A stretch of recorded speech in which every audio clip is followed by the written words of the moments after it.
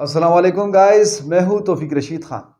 तो आज की ये जो वीडियो है ये इंतहाई स्पेशल है, बहुत ही ख़ास होने वाली है और ये बहुत आपके लिए करामत हो सकती है अगर आप इस वीडियो को पूरा देख लेते हो, आखिर तक देख लेते हो। क्योंकि आज इस वीडियो में मैं आपको एडजेक्टिव के टाइप्स पढ़ाऊंगा और कम से कम मैं आपको एडजेक्टिव के 22 टाइप्स पढ़ाऊंगा, यानी कि 22 अकसाम हम इस वीडियो में एडजेक्टिव के पढ़ेंगे ही नहीं बल्कि उनको समझेंगे कि उनके पीछे लॉजिक क्या है, उनके पीछे फ़लसफ़ा क्या है, उनका इस्तेमाल कैसे किया जाता है, उनसे जुड़े उसूल क्या है, कवायद क्या है। ठीक है, तो सबसे पहले हम जान लेते हैं कि भाई एडजेक्टिव किसे कहते हैं। तो मैंने इसकी बड़ी ही सिंपल सी डिफिनीशन यहाँ पर लिखी है। A word that describes a noun और प्रोनाउन इज कॉल्ड एडजेक्टिव। एक ऐसा वर्ड जो किसी नाउन को या किसी प्रोनाउन को डिस्क्राइब करे, यानी कि किसी नाउन या प्रोनाउन के मुतालिक हमें मजीद मालूमात फराहम करे, वो हमारे पास एडजेक्टिव कहलाता है। फिर मैं नीचे एग्जांपल्स में आपको समझाऊंगा कि कैसे एक एडजेक्टिव किसी नाउन को मॉडिफाई करता है, कैसे प्रोनाउन को करता है। मगर इस पर आगे बढ़ने से पहले मैं आपको एडजेक्टिव के मुतालिक चंद अहम बातें बता देता हूँ। सबसे पहली बात तो ये है, इस वर्ड को हम एडजेक्टिव, एडजेक्टिव और एडजेक्टिव तीनों तरीके से पढ़ते हैं और पढ़ सकते हैं, बस ये एक्सेंट का फर्क है। इसमें ये नहीं अगर आपने एडजेक्टिव पढ़ लिया तो ये गलत है, या आपने एडजेक्टिव नहीं पढ़ा तो जो है ना आप गलती करोगे, नहीं। ये एक्सेंट का फर्क है, बाकी ये जो है ना सारा ठीक है। दूसरी ये है कि हमारे पास ग्रामर में जितने भी हमारे पास पार्ट्स ऑफ स्पीच है, इनके कुल यानी कि 8 पार्ट्स ऑफ स्पीच है हमारे, इनको दो ग्रुपों में तकसीम किया गया है। एक को हम कहते हैं ओपन क्लास, दूसरे को कहते हैं क्लोज क्लास। तो एडजेक्टिव का ताल्लुक इनमें से ओपन क्लास से आता है। ये ओपन क्लास के अंदर हमारे पास नाउन आता है, एडजेक्टिव आता है, एडवर्ब आता है, वर्ब आता है। ये एक ऐसी क्लास है कि इसके अंदर रोजमर्रा नए नए वर्ड्स शामिल होते हैं। और ये जो क्लोज क्लास है इसके अंदर नए अल्फाज बहुत ही मुश्किल से शामिल होते हैं। आप देख पा रहे होंगे इनके जो वर्ड्स है वो बहुत ही लिमिटेड है, बहुत कम है, क्योंकि इनके अंदर नए अल्फाज ऐड नहीं होते। रोज़मर्रा नई डिस्कवरीज होती है, नए नाउन जो है ना सामने आते हैं, फिर उनके लिए नए एडजेक्टिव्स बनकर आते हैं। इसी तरह के जो नाउन से एडजेक्टिव से जो है ना हम मुख्तलिफ वर्ब बनाते हैं और एडवर्ब बनाते हैं, यानी कि इनके अंदर रोज़मर्रा नए नए वर्ड शामिल होते हैं। तो पहली बात तो ये, ठीक है, ये सॉरी दूसरी बात, पहली बात तो मैं आपको बता चुका हूँ। अच्छा, और जो तीसरी बात है एडजेक्टिव के मुतालिक जो सबसे अहम है वो ये है कि ये मॉडिफायर से ताल्लुक रखते हैं, यानी कि जो एडजेक्टिव है और जो एडवर्ब है ये मॉडिफायर है। ये किसी ना किसी चीज़ को जुमले के अंदर मॉडिफाई कर रहे होते हैं, इनका काम ही यही होता है। ठीक है, और जो है ना एडजेक्टिव हमारे पास बुनियादी तौर पर दो किस्म के होते हैं, एक को हम प्री मॉडिफायर कहते हैं, दूसरे को पोस्ट मॉडिफायर कहते हैं। और नीचे मैं एग्जांपल्स में आपको जो है ना वो उससे जब एग्जांपल्स पढ़ेंगे तब मैं आपको वो समझा दूंगा। अच्छा, तो आते हैं एग्जांपल्स की तरफ, पढ़ ही लेते हैं। तो हमारे पास एग्जांपल में लिखा है Ali is a handsome boy. Ali एक हैंडसम लड़का है। अब ये हैंडसम क्या है यहाँ पर, ये एक एडजेक्टिव है क्योंकि ये इस बॉय को मॉडिफाई कर रहा है। हमें बॉय के मुतालिक मजीद मालूमात हैंडसम के मदद से मिल गई। अब देखो, Ali is a boy, Ali एक लड़का है। कैसा लड़का है? हैंडसम लड़का है। तो अब ये हैंडसम क्या हुआ? हैंडसम यहाँ पर एक ऐसा वर्ड हुआ जो कि इस बॉय के मुतालिक हमें मजीद मालूमात दे रहा है। और जो भी कोई वर्ड किसी नाउन या प्रोनाउन के मुतालिक हमें मालूमात फराहम करे वो हमारे पास एडजेक्टिव कहलाता है। चलो मैं एडजेक्टिव की कुछ चंद एग्जांपल्स अभी से बता रहे, तो वैसे तो आगे हम टाइप्स पढ़ेंगे तो मैं तकरीबन उनमें से बहुत सारे एडजेक्टिव्स को कवर करूंगा, यानी कि बहुत से एडजेक्टिव्स पर हम बात करेंगे। ठीक है, जैसे कि नाइस हमारे पास एडजेक्टिव है, ब्यूटीफुल हमारे पास एडजेक्टिव है, स्वीट हमारे पास एडजेक्टिव है, टॉल हमारे पास एडजेक्टिव है, बिग हमारे पास एडजेक्टिव है, लार्ज हमारे पास एडजेक्टिव है, फाइव एडजेक्टिव है, एन एडजेक्टिव है, द एडजेक्टिव है, मेनी एडजेक्टिव है, सम एडजेक्टिव है, व्हाट एडजेक्टिव है, दिस एडजेक्टिव है, दैट एडजेक्टिव है। तो ये तमाम के तमाम एडजेक्टिव है। अब अगर आपके जहन में सवाल उठ रहे हैं कि भाई फला तो मैंने फला जगह पे पढ़ा था प्रोनाउन था, फला जगह पर एडवर्ब था, कैसे एडजेक्टिव हुआ? तो वो आपके तमाम के तमाम डाउट्स आगे इस वीडियो में क्लियर होने वाले हैं। बिल्कुल परेशान होने की ज़रूरत नहीं है। आपने वो बात सुनी होगी इमरान खान साहब की कि आपने घबराना बिल्कुल नहीं, बस आपने वीडियो आखिर तक देखनी है और आपके डाउट्स क्लियर होते जाएंगे। ठीक है, तो यहाँ पर साबित होगी कि भाई एडजेक्टिव एक नाउन को क्वालिफाई करता है, उसकी जो है ना मॉडिफिकेशन करता है। अब दूसरे एग्जांपल में, शी इज़ ब्यूटीफुल, वो खूबसूरत है। तो अब मैं आपसे पूछता हूँ कि इस जुमले के अंदर खूबसूरत कौन है, शी है कि इज़ है? इस तो नहीं है ना, शी खूबसूरत है, यानी कि ये एक ऐसा एडजेक्टिव है कि ये हमारे पास जुमले के सब्जेक्ट को मॉडिफाई कर रहा है। और इस जुमले के अंदर सब्जेक्ट हमारे पास एक प्रोनाउन है। तो एडजेक्टिव एक ऐसा वर्ड होता है जो नाउन को भी मॉडिफाई करता है और प्रोनाउन को भी मॉडिफाई करता है। ठीक है, और जो एडजेक्टिव अपने यानी कि जिस एडजेक्टिव का इस्तेमाल पहले होता है उस नाउन से जिसको वो मॉडिफाई करता है, जैसे कि यहाँ पर हैंडसम है, बॉय से इसका इस्तेमाल पहले किया गया, तो इसको हम कहते हैं प्री मॉडिफायर। और जिस एडजेक्टिव का इस्तेमाल बाद में होता है, यानी कि उस नाउन या प्रोनाउन के बाद उसका इस्तेमाल होता है जिसको वो मॉडिफाई करते हैं, तो उसको कहते हैं पोस्ट मॉडिफाई। तो यहाँ पर ये जो शी इज़ ब्यूटीफुल है, तो इसके अंदर ये ब्यूटीफुल हमारे पास पोस्ट मॉडिफायर है, क्योंकि ये जिस वर्ड को मॉडिफाई कर रहा है उसका इस्तेमाल इससे पहले किया गया। ठीक है, तो ये एडजेक्टिव के मुतालिक जो है ना ये शॉर्ट इंट्रोडक्शन था। चलो एडजेक्टिव के मुतालिक एक और बात भी जान लेते हैं। वो ये है कि एडजेक्टिव ज़रूरी नहीं कि एक वर्ड अगर एडजेक्टिव है तो वो सारी ज़िंदगी ही एडजेक्टिव है। नहीं, कभी कभार वो बोर भी हो जाता है, वो एडजेक्टिव से जो है ना नाउन में शिफ्ट हो जाता है, एडवर्ब में शिफ्ट हो जाता है, प्रोनाउन में शिफ्ट हो जाता है, वर्ब में शिफ्ट हो जाता है। उसकी मैंने यहाँ पर एक एग्जांपल लिखी है, बाकी जब हम आगे टाइप्स पढ़ेंगे तो मैं आपको बारी बारी से जो है ना ये तमाम के तमाम आपके डाउट्स क्लियर करता जाऊँगा। तो यहाँ पर हमने स्टोन एग्जाम्पल में लिया। अगर आपको पता, आपको ये क्या आपको पता ही होगा कि स्टोन जो है ये हमारे पास एक नाउन है, और कुछ लोग इसे पेवर नाउन कहते हैं कि भाई ये हमेशा ही नाउन रहता है, मगर ऐसा नहीं है। ठीक है, एग्जाम्पल है he gave me a stone, उसने मुझे एक पत्थर दिया। ठीक है ना। अब तो इस जुमले के अंदर ये जो स्टोन है ये हमारे पास एक नाउन है, मगर इसी स्टोन को हमने एक दूसरे जुमले में दूसरे तरीके से इस्तेमाल किया है। जुमला है he lives in a stone house, वो पत्थरों के बने घर में रहता है। तो यहाँ पर हाउस हमारे पास एक नाउन है। अगर स्टोन भी एक नाउन को हम अगर स्टोन को भी हम एक नाउन कर दे तो दो नाउन बिना किसी पंक्चुएशन मार्क के, बिना किसी कंजंक्शन के एक ही सेंटेंस के अंदर, एक ही क्लॉज के अंदर नहीं आ सकते। तो फिर यहाँ पर कैसे आ गए? ऐसा नहीं। अब दरअसल यहाँ पर नाउन जो है वो हाउस है, और ये स्टोन इस हाउस की मॉडिफिकेशन कर रहा है कि ही लिव्स, वो रहता है। कहाँ रहता है? किस किस्म की जगह में रहता है? इन अ स्टोन हाउस, एक ऐसे घर में रहता है जो पत्थरों से बना है। तो अब ये हाउस की मॉडिफिकेशन हो रही है कि भाई वो हाउस कैसा है? वो पत्थरों का बना घर है। ठीक है ना। आपने देखा ना कि यहाँ पर जो है ना ये नाउन है और यहाँ पर ये एडजेक्टिव है।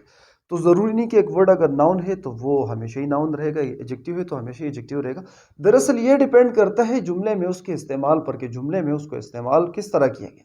ठीक है, तो मुझे उम्मीद है कि आपको एडजेक्टिव का ये इंट्रोडक्शन समझ में आ गया होगा। अब चलो बढ़ते हैं एडजेक्टिव की टाइप्स की तरफ। तो एडजेक्टिव की टाइप्स में सबसे पहले हम पढ़ेंगे एट्रीब्यूटिव और प्रेडिकेटिव एडजेक्टिव्स को। वो एडजेक्टिव जिसका इस्तेमाल उस नाउन से पहले किया जाए जिस नाउन को वो मॉडिफाई करता है, एट्रीब्यूटिव एडजेक्टिव कहलाता है। मिसाल के तौर पर, Yamuna has a golden pen, Yamuna के पास एक सुनहरा कलम है। इस जुमले में गोल्डन हमारे पास एक एट्रीब्यूटिव एडजेक्टिव है, और इसका इस्तेमाल जुमले में पेन को मॉडिफाई करने के लिए किया गया है। बताया गया है कि भाई वो पेन कैसा है, वो सुनहरा है। और ये वर्ड गोल्डन इसलिए एट्रीब्यूटिव एडजेक्टिव है क्योंकि इसका इस्तेमाल पेन से पहले किया गया है। और जब भी किसी एडजेक्टिव का इस्तेमाल उस वर्ड से पहले किया जाए जिसको वो मॉडिफाई कर रहा हो, तो वो हमारे पास एट्रीब्यूटिव एडजेक्टिव कहलाता है। चलिए अब एट्रीब्यूटिव एडजेक्टिव्स की कुछ और मिसालें मुलाहिजा कीजिए। Ali is a friendly boy, तो इस जुमले के अंदर फ्रेंडली हमारे पास एक एट्रीब्यूटिव एडजेक्टिव है जिसका इस्तेमाल बॉय को मॉडिफाई करने के लिए किया गया है। आप यहाँ पर फ्रेंडली में एलवाई देखकर इस मुखालते में ना पड़ जाना कि ये एडवर्ब है। ज़रूरी नहीं कि एडवर्ब के साथ ही हमेशा एलवाई का इस्तेमाल हो, एडजेक्टिव्स के साथ भी एलवाई का इस्तेमाल होता है। और दरअसल कोई वर्ड कौन से पार्ट ऑफ स्पीच से ताल्लुक़ रखता है, ये फैसला होता है जुमले में उसके फंक्शन से, कि वो जुमले में काम क्या कर रहा है। तो आप यहाँ पर आसानी से देख सकते हो कि फ्रेंडली के ज़रिए से बॉय को मॉडिफाई किया गया है, और चूँकि बॉय एक नाउन है तो फ्रेंडली हमारे पास एक एडजेक्टिव हो। इसी तरह my family lives in Shangla, तो इस जुमले के अंदर फैमिली हमारे पास एक नाउन है, और इस फैमिली को मॉडिफाई करने के लिए हमने माय का इस्तेमाल किया, तो माय हमारे पास एक एट्रीब्यूटिव एडजेक्टिव कहलाया। यहाँ पर आपको एक बार दोबारा से बताता चलूँ कि माय हमारे पास पॉजेसिव प्रोनाउन नहीं बल्कि पॉजेसिव एडजेक्टिव है, और पॉजेसिव एडजेक्टिव हमेशा ही अपने साथ अपना ऑब्जेक्ट लाता है। जैसे कि इस जुमले के अंदर हम देख सकते हैं कि माय अपने साथ अपना ऑब्जेक्ट यानी कि फैमिली को लाया है। अगरचे फैमिली जुमले का सब्जेक्ट है मगर माय का ऑब्जेक्ट है। खैर, पॉजेसिव प्रोनाउन और पॉजेसिव एडजेक्टिव पर मैं एक डिटेल से वीडियो बना चुका हूँ। अगर आपने वो वीडियो नहीं देखी तो आपको उस वीडियो का लिंक भी डिस्क्रिप्शन में मिल जाएगा, वहाँ से आप वो वीडियो देख सकते हो। चलिए आगे बढ़ते हैं। We had a luxury car, तो इस जुमले के अंदर लग्जरी हमारे पास एट्रीब्यूटिव एडजेक्टिव है जिसका इस्तेमाल कार को मॉडिफाई करने के लिए किया गया है, और इसका इस्तेमाल चूंकि कार से पहले किया गया है तो इसीलिए ये हमारे पास एट्रीब्यूटिव एडजेक्टिव कहलाया। A poor man was crying, तो इस जुमले के अंदर पुअर हमारे पास एक एट्रीब्यूटिव एडजेक्टिव है जिसका इस्तेमाल मैन को मॉडिफाई करने के लिए किया गया है। इसी तरह बाय द ब्लू कोट, तो इस जुमले के अंदर कोट हमारे पास एक नाउन है, और इस कोट को मॉडिफाई करने के लिए हमने ब्लू का वर्ड इस्तेमाल किया है, तो लिहाजा ब्लू हमारे पास एट्रीब्यूटिव एडजेक्टिव कहलाया। अच्छा, और एक और जो अहम बात है याद रखनी वो ये है कि बाज़ औक़ात हम एक नाउन को मॉडिफ़ाई करने के लिए दूसरे नाउन का सहारा लेते हैं। मिसाल के तौर पर cricket bat, sports car, stone house, tennis ball वग़ैरह-वग़ैरह। तो इन फ्रेज़ेज़ में आप वाज़ेह तौर पर देख सकते हो कि बैट को क्रिकेट के ज़रिए मॉडिफ़ाई किया गया है, कार को स्पोर्ट्स के ज़रिए मॉडिफ़ाई किया गया है, हाउस को स्टोन के ज़रिए मॉडिफ़ाई किया गया है और बॉल को टेनिस के ज़रिए मॉडिफ़ाई किया गया है। इस सूरत में इस्तेमाल शुदा पहला नाउन एट्रीब्यूटिव एडजेक्टिव कहलाएगा। मसलन she bought a diamond ring, तो इस जुमले के अंदर डायमंड हमारे पास एक एट्रीब्यूटिव एडजेक्टिव है। मैं आपको यहाँ पर एक बार फिर से बताता चलूँ कि कोई वर्ड किस पार्ट ऑफ स्पीच से ताल्लुक़ रखता है, ये फैसला हम करते हैं उसके जुमले में इस्तेमाल पर कि वो जुमले में इस्तेमाल किस तरह हुआ है और वो क्या काम अदा कर रहा है। तो इस जुमले के अंदर आप वाज़ेह तौर पर देख सकते हो कि रिंग को मॉडिफ़ाई किया गया है डायमंड के ज़रिए। बताया गया है कि भई वो जो रिंग है, जो उसने खरीदी है, वो डायमंड की है, तो लिहाज़ा ये डायमंड यहाँ पर नाउन ना होके हमारे पास एडजेक्टिव कहलाया। और चूँकि इसका इस्तेमाल रिंग से पहले किया गया है, तो लिहाज़ा ये हमारे पास एक एट्रीब्यूटिव एडजेक्टिव कहलाया। ऐसे नाउन जो जुमले में एडजेक्टिव की तरह काम करे, तो वो अपने नाउन होने की हैसियत को खो बैठते हैं और एडजेक्टिव्स कहलाते हैं। हाँ, अलबत्ता आप इनको एडजेक्टिवल नाउन्स कह सकते हैं। अब बात करते हैं प्रेडिकेटिव एडजेक्टिव की। तो ऐसे एडजेक्टिव्स जिनके फ़ौरन बाद किसी नाउन का इस्तेमाल नहीं होता, प्रेडिकेटिव एडजेक्टिव्स कहलाते हैं। इस किस्म के एडजेक्टिव्स हमेशा जुमले के सब्जेक्ट को मॉडिफाई करते हैं। मिसाल के तौर पर I am fine, it was nice, Ali is handsome, they are rich. पहले जुमले में फाइन, दूसरे जुमले में नाइस, तीसरे जुमले में हैंडसम और चौथे जुमले में रिच, तमाम के तमाम ही प्रेडिकेटिव एडजेक्टिव्स हैं। हम पढ़ चुके हैं कि एडजेक्टिव किसी नाउन या प्रोनाउन को मॉडिफाई करते हैं। अब सवाल खड़ा होता है, इन जुमलों में इस्तेमाल शुदा एडजेक्टिव्स किस नाउन या प्रोनाउन को मॉडिफाई कर रहे हैं? तो जवाब सीधा सा है, प्रेडिकेटिव एडजेक्टिव्स जुमले के सब्जेक्ट को मॉडिफाई करते हैं। पहले जुमले में सब्जेक्ट आई है, यानी कि फाइन आई को मॉडिफाई कर रहा है। दूसरे जुमले में सब्जेक्ट हमारे पास इट है, यानी कि नाइस इट को मॉडिफाई कर रहा है। तीसरे जुमले में सब्जेक्ट अली है, यानी कि हैंडसम अली को मॉडिफाई कर रहा है। और चौथे जुमले में सब्जेक्ट हमारे पास दे है, यानी कि रिच दे को मॉडिफाई कर रहा है। यहाँ पर आपने एक बात और भी याद रखनी है कि प्रेडिकेटिव एडजेक्टिव्स का इस्तेमाल हमेशा ही लिंकिंग वर्ब के बाद होता है। जिस तरह पहले जुमले में लिंकिंग वर्ब एम है, दूसरे में वाज है, तीसरे में इज़ है और चौथे में आर है। और इनके बाद ही प्रेडिकेटिव एडजेक्टिव्स का इस्तेमाल किया गया है। साथ-साथ मैं आपको एक और अहम बात भी बताता चलूँ कि एट्रिब्यूटिव एडजेक्टिव्स को हम प्री मॉडिफायर्स भी कहते हैं और प्रेडिकेटिव एडजेक्टिव्स को हम पोस्ट मॉडिफायर भी कहते हैं। तो दरअसल जितने भी ऐसे अल्फाज हैं जिनसे हमें किसी नाउन या प्रोनाउन की क्वालिटी का पता चले, तो वो हमारे पास एडजेक्टिव्स ऑफ क्वालिटी कहलाते हैं। इस वक्त स्क्रीन पर आपको इंसर्कल्ड जितने भी वर्ड्स दिख रहे हैं, ये तमाम के तमाम ही एडजेक्टिव्स ऑफ क्वालिटी है।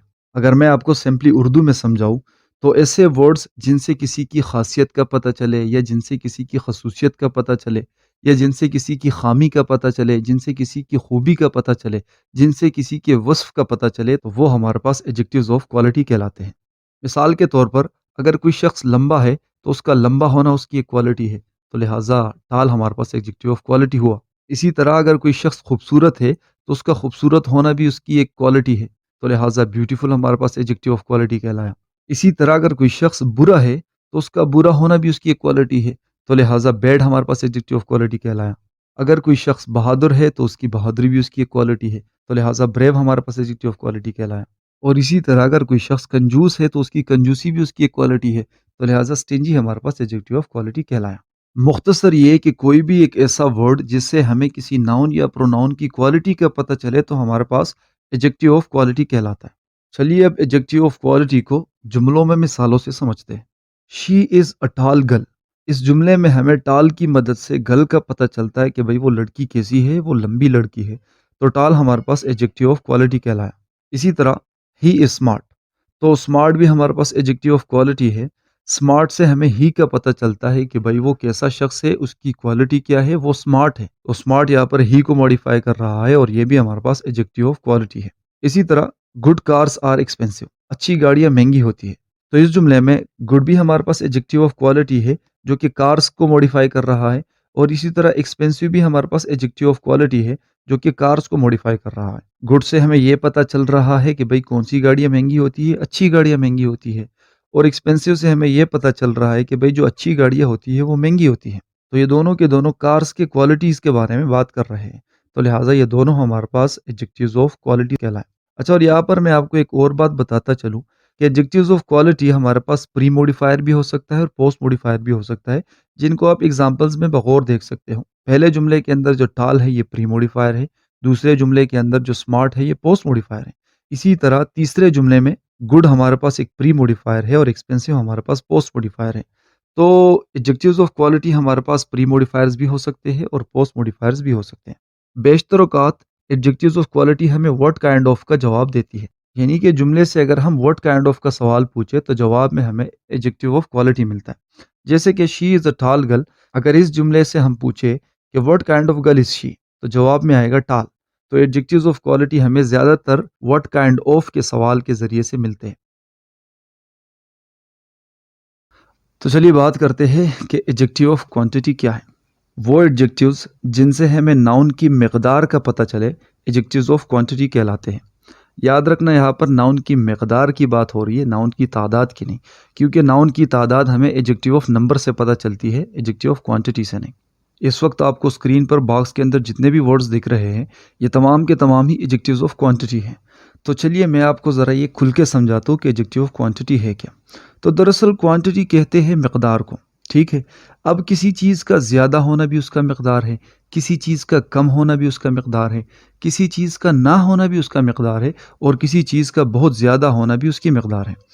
तो ऐसे वर्ड्स जिनसे हमें किसी चीज़ के मिकदार का पता चलता है वो तमाम के तमाम हमारे पास एडजेक्टिव्स ऑफ क्वांटिटी कहलाते हैं। मिसाल के तौर पर ब्रिंग मी सम वाटर, तो इस जुमले के अंदर सम हमारे पास एक एडजेक्टिव ऑफ क्वांटिटी है जिसका इस्तेमाल वाटर को मॉडिफाई करने के लिए किया गया है। यानी कि सम के मदद से हमें वाटर की मिकदार का पता चलता है कि भाई हमें कितना पानी चाहिए। और सम चूंकि एक दरमियाना वर्ड है, यानी कि इससे हमें पता चलता है कि भाई जो भी चीज़ है वो काफ़ी है, यानी कि ना बहुत ज़्यादा है ना बहुत कम है। तो लिहाजा यहाँ पर हमने वाटर के साथ सम का इस्तेमाल किया और सम हमारे पास एक एडजेक्टिव ऑफ क्वालिटी है जो कि वाटर की मिकदार बताती है। इसी तरह little water is left in the bottle, तो इस जुमले के अंदर लिटिल भी हमारे पास एडजेक्टिव ऑफ क्वांटिटी है। लिटिल से हमें यहाँ पर वाटर की मिकदार का पता चल रहा है और लिटिल का इस्तेमाल हम तब करते हैं जब हमें किसी अनकाउंटेबल चीज़ को थोड़ा बताना हो, तब हम लिटिल का इस्तेमाल करते हैं।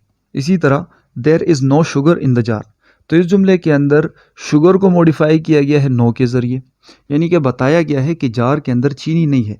अब ना होना जो है ये भी हमारे पास एक मिकदार है, तो लिहाजा ना होना यहाँ पर हमने नो से दिखाया है, तो नो भी हमारे पास एडजेक्टिव ऑफ क्वांटिटी हुआ। तो मुख्तसर ये कि जितने भी ऐसे वर्ड्स हैं जिनसे हमें किसी चीज़ की मिकदार का पता चलता है तो वो हमारे पास एडजेक्टिव्स ऑफ क्वांटिटी कहलाते हैं।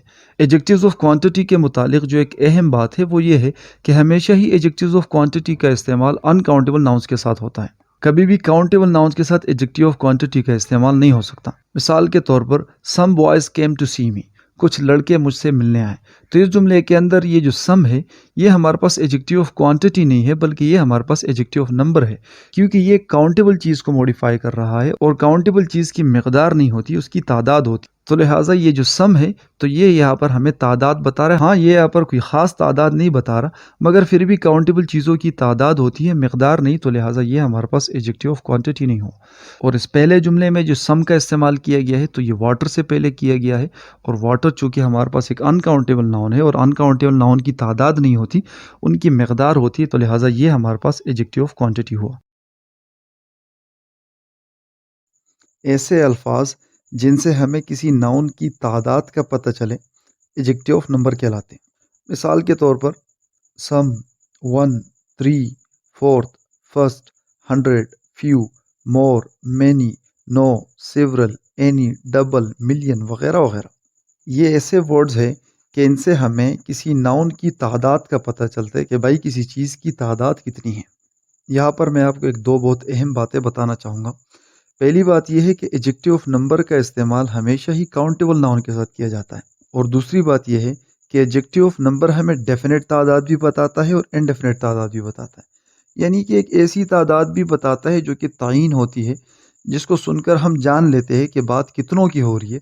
मिसाल के तौर पर आप 100 लीजिए, अगर हम 100 का वर्ड सुनते हैं तो हमें तादाद क्लियरली पता चल जाती है। यानी कि 100 जो है ये एक डेफिनेट सा वर्ड है, वाज़ेह सा लफ्ज़ है, हमें डायरेक्ट पता चल जाता है कि भाई 100 की बात हो रही है। और कुछ एडजेक्टिव ऑफ नंबर ऐसे होते हैं जिनसे हमें इनडेफिनेट नंबर का पता चलता है, यानी कि हमें ये तो पता चलता है कि भाई इस चीज़ की तादाद है, मगर वो तादाद कितनी है वो क्लियरली पता नहीं चलती। जैसे कि हमारे पास मैनी है, फ्यू है, सम है, सेवरल वगैरह। तो ये ऐसे वर्ड्स है कि इनसे हमें एक तादाद क्लियरली पता नहीं चलती कि ये कितने हैं। अब मुमकिन है कि आपके जहन में ये सवाल खड़ा हो कि इनमें से काफ़ी सारे वर्ड्स तो ऐसे हैं कि जो हमारे पास एडजेक्टिव ऑफ क्वांटिटी है। ये कन्फ्यूजन मैं आपकी दूर कर दूंगा मगर चंद एग्जांपल्स के बाद। सबसे पहले हम एडजेक्टिव ऑफ नंबर की कुछ मिसालें लेते हैं, उसके बाद मैं आपकी ये कन्फ्यूजन दूर कर देता हूँ। तो एडजेक्टिव ऑफ नंबर में हम एक मिसाल लेते हैं, आई हैव फ्यू फ्रेंड्स। मेरे बस थोड़े ही दोस्त हैं। तो यहाँ पर फ्यू से हमें फ्रेंड्स की तादाद का पता चलता है कि जो मेरे फ्रेंड्स हैं उनकी तादाद कितनी है, थोड़ी सी है। अब जैसे कि मैं आपको पहले बता चुका हूँ कि भाई ज़रूरी नहीं कि ये तादाद हमारे पास डेफिनेट हो, ये इनडेफिनेट भी हो सकती है। तो फ्यू से हमें इनडेफिनेट तादाद का पता चलता है कि भाई जो तादाद है दोस्तों की वो थोड़ी सी है। तो फ्यू हमारे पास एडजेक्टिव ऑफ नंबर कहलाए। अच्छा, और साथ में आपको मैं एक और बात बताता चलूँ, और वो ये है कि एडजेक्टिव ऑफ नंबर को हम न्यूमेरल एडजेक्टिव भी कहते हैं। यानी कि एडजेक्टिव ऑफ नंबर और न्यूमेरल एडजेक्टिव ये दोनों एक ही चीज़ है, एक ही चीज़ के दो अलग नाम हैं। चलिए एक और मिसाल लेते हैं, Ali got first position in his class. Ali ने अपनी क्लास में पहली पोजीशन हासिल की। तो यहाँ पर पोजीशन हमारे पास एक नाउन है और इस पोजीशन की मॉडिफिकेशन फर्स्ट से हो रही है। यानी कि फर्स्ट हमारे पास एक एडजेक्टिव हुआ, क्योंकि एडजेक्टिव का काम होता है किसी नाउन के मुतालिक मजीद मालूमात देना। और अगर हम गौर करें तो फर्स्ट से हमें यहाँ पर तादाद का पता चलता है। फर्स्ट यानी कि पहला। अब जो पहला है तो वहाँ पर दूसरा भी होगा, तीसरा भी होगा, चौथा भी होगा, इसी तरह 10वां और 20वां भी होगा। तो लिहाजा ये सारे के सारे जो है ये एक तादाद ही तो है। तो लिहाजा फर्स्ट से हमें तादाद का भी पता चल रहा है। ये कहलाया एडजेक्टिव ऑफ नंबर। चलिए एक और मिसाल मुलाहिजा करते हैं, सम बॉयज़ केम टू सी मी। कुछ लड़के मुझसे मिलने आए। तो इस जुमले के अंदर बॉयज़ की तादाद सम से बताई गई है, यानी कि मुझसे कुछ लड़के मिलने आए। अब उन लड़कों की तादाद खैर गैर वाज़ेह है, मगर फिर भी चूँकि बॉयज़ हमारे पास एक काउंटेबल नाउन है, तो काउंटेबल नाउन की हमारे पास तादाद होती है, उनकी मकदार नहीं होती। मकदार दरअसल हमारे पास अनकाउंटेबल की होती है। तो लिहाजा इस सम से हमें बॉयज़ की एक इंडेफिनिट तादाद का पता चल रहा है। तो इस लिहाज से सम हमारे पास एडजेक्टिव ऑफ नंबर कहलाए। अब काफ़ी सारे वर्ड्स इनमें ऐसे हैं जिनको हम पिछली वीडियो यानी कि एडजेक्टिव ऑफ क्वांटिटी में भी देख चुके हैं। तो अब सवाल ये खड़ा होता है कि भाई एडजेक्टिव ऑफ क्वांटिटी और एडजेक्टिव ऑफ नंबर में फ़र्क क्या है? देखो, जो एडजेक्टिव ऑफ क्वांटिटी होते हैं उनसे हमें अनकाउंटेबल नाउन की मकदार का पता चलता है, और जो एडजेक्टिव ऑफ नंबर होते हैं इनसे हमें काउंटेबल नाउन की मकदार का पता चलता है। मिसाल के तौर पर, I want some milk.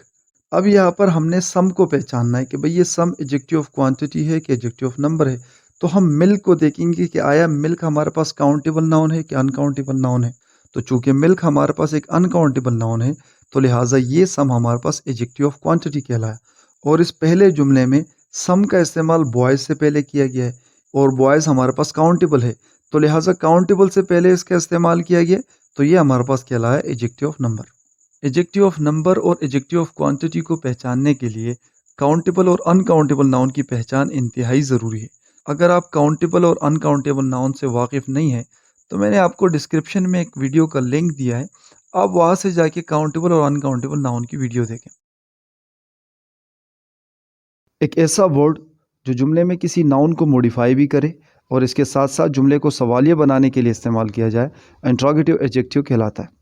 English में इंट्रोगेटिव एडजेक्टिव्स की तादाद कुल 3 है, यानी कि व्हाट, हुज़ और विच।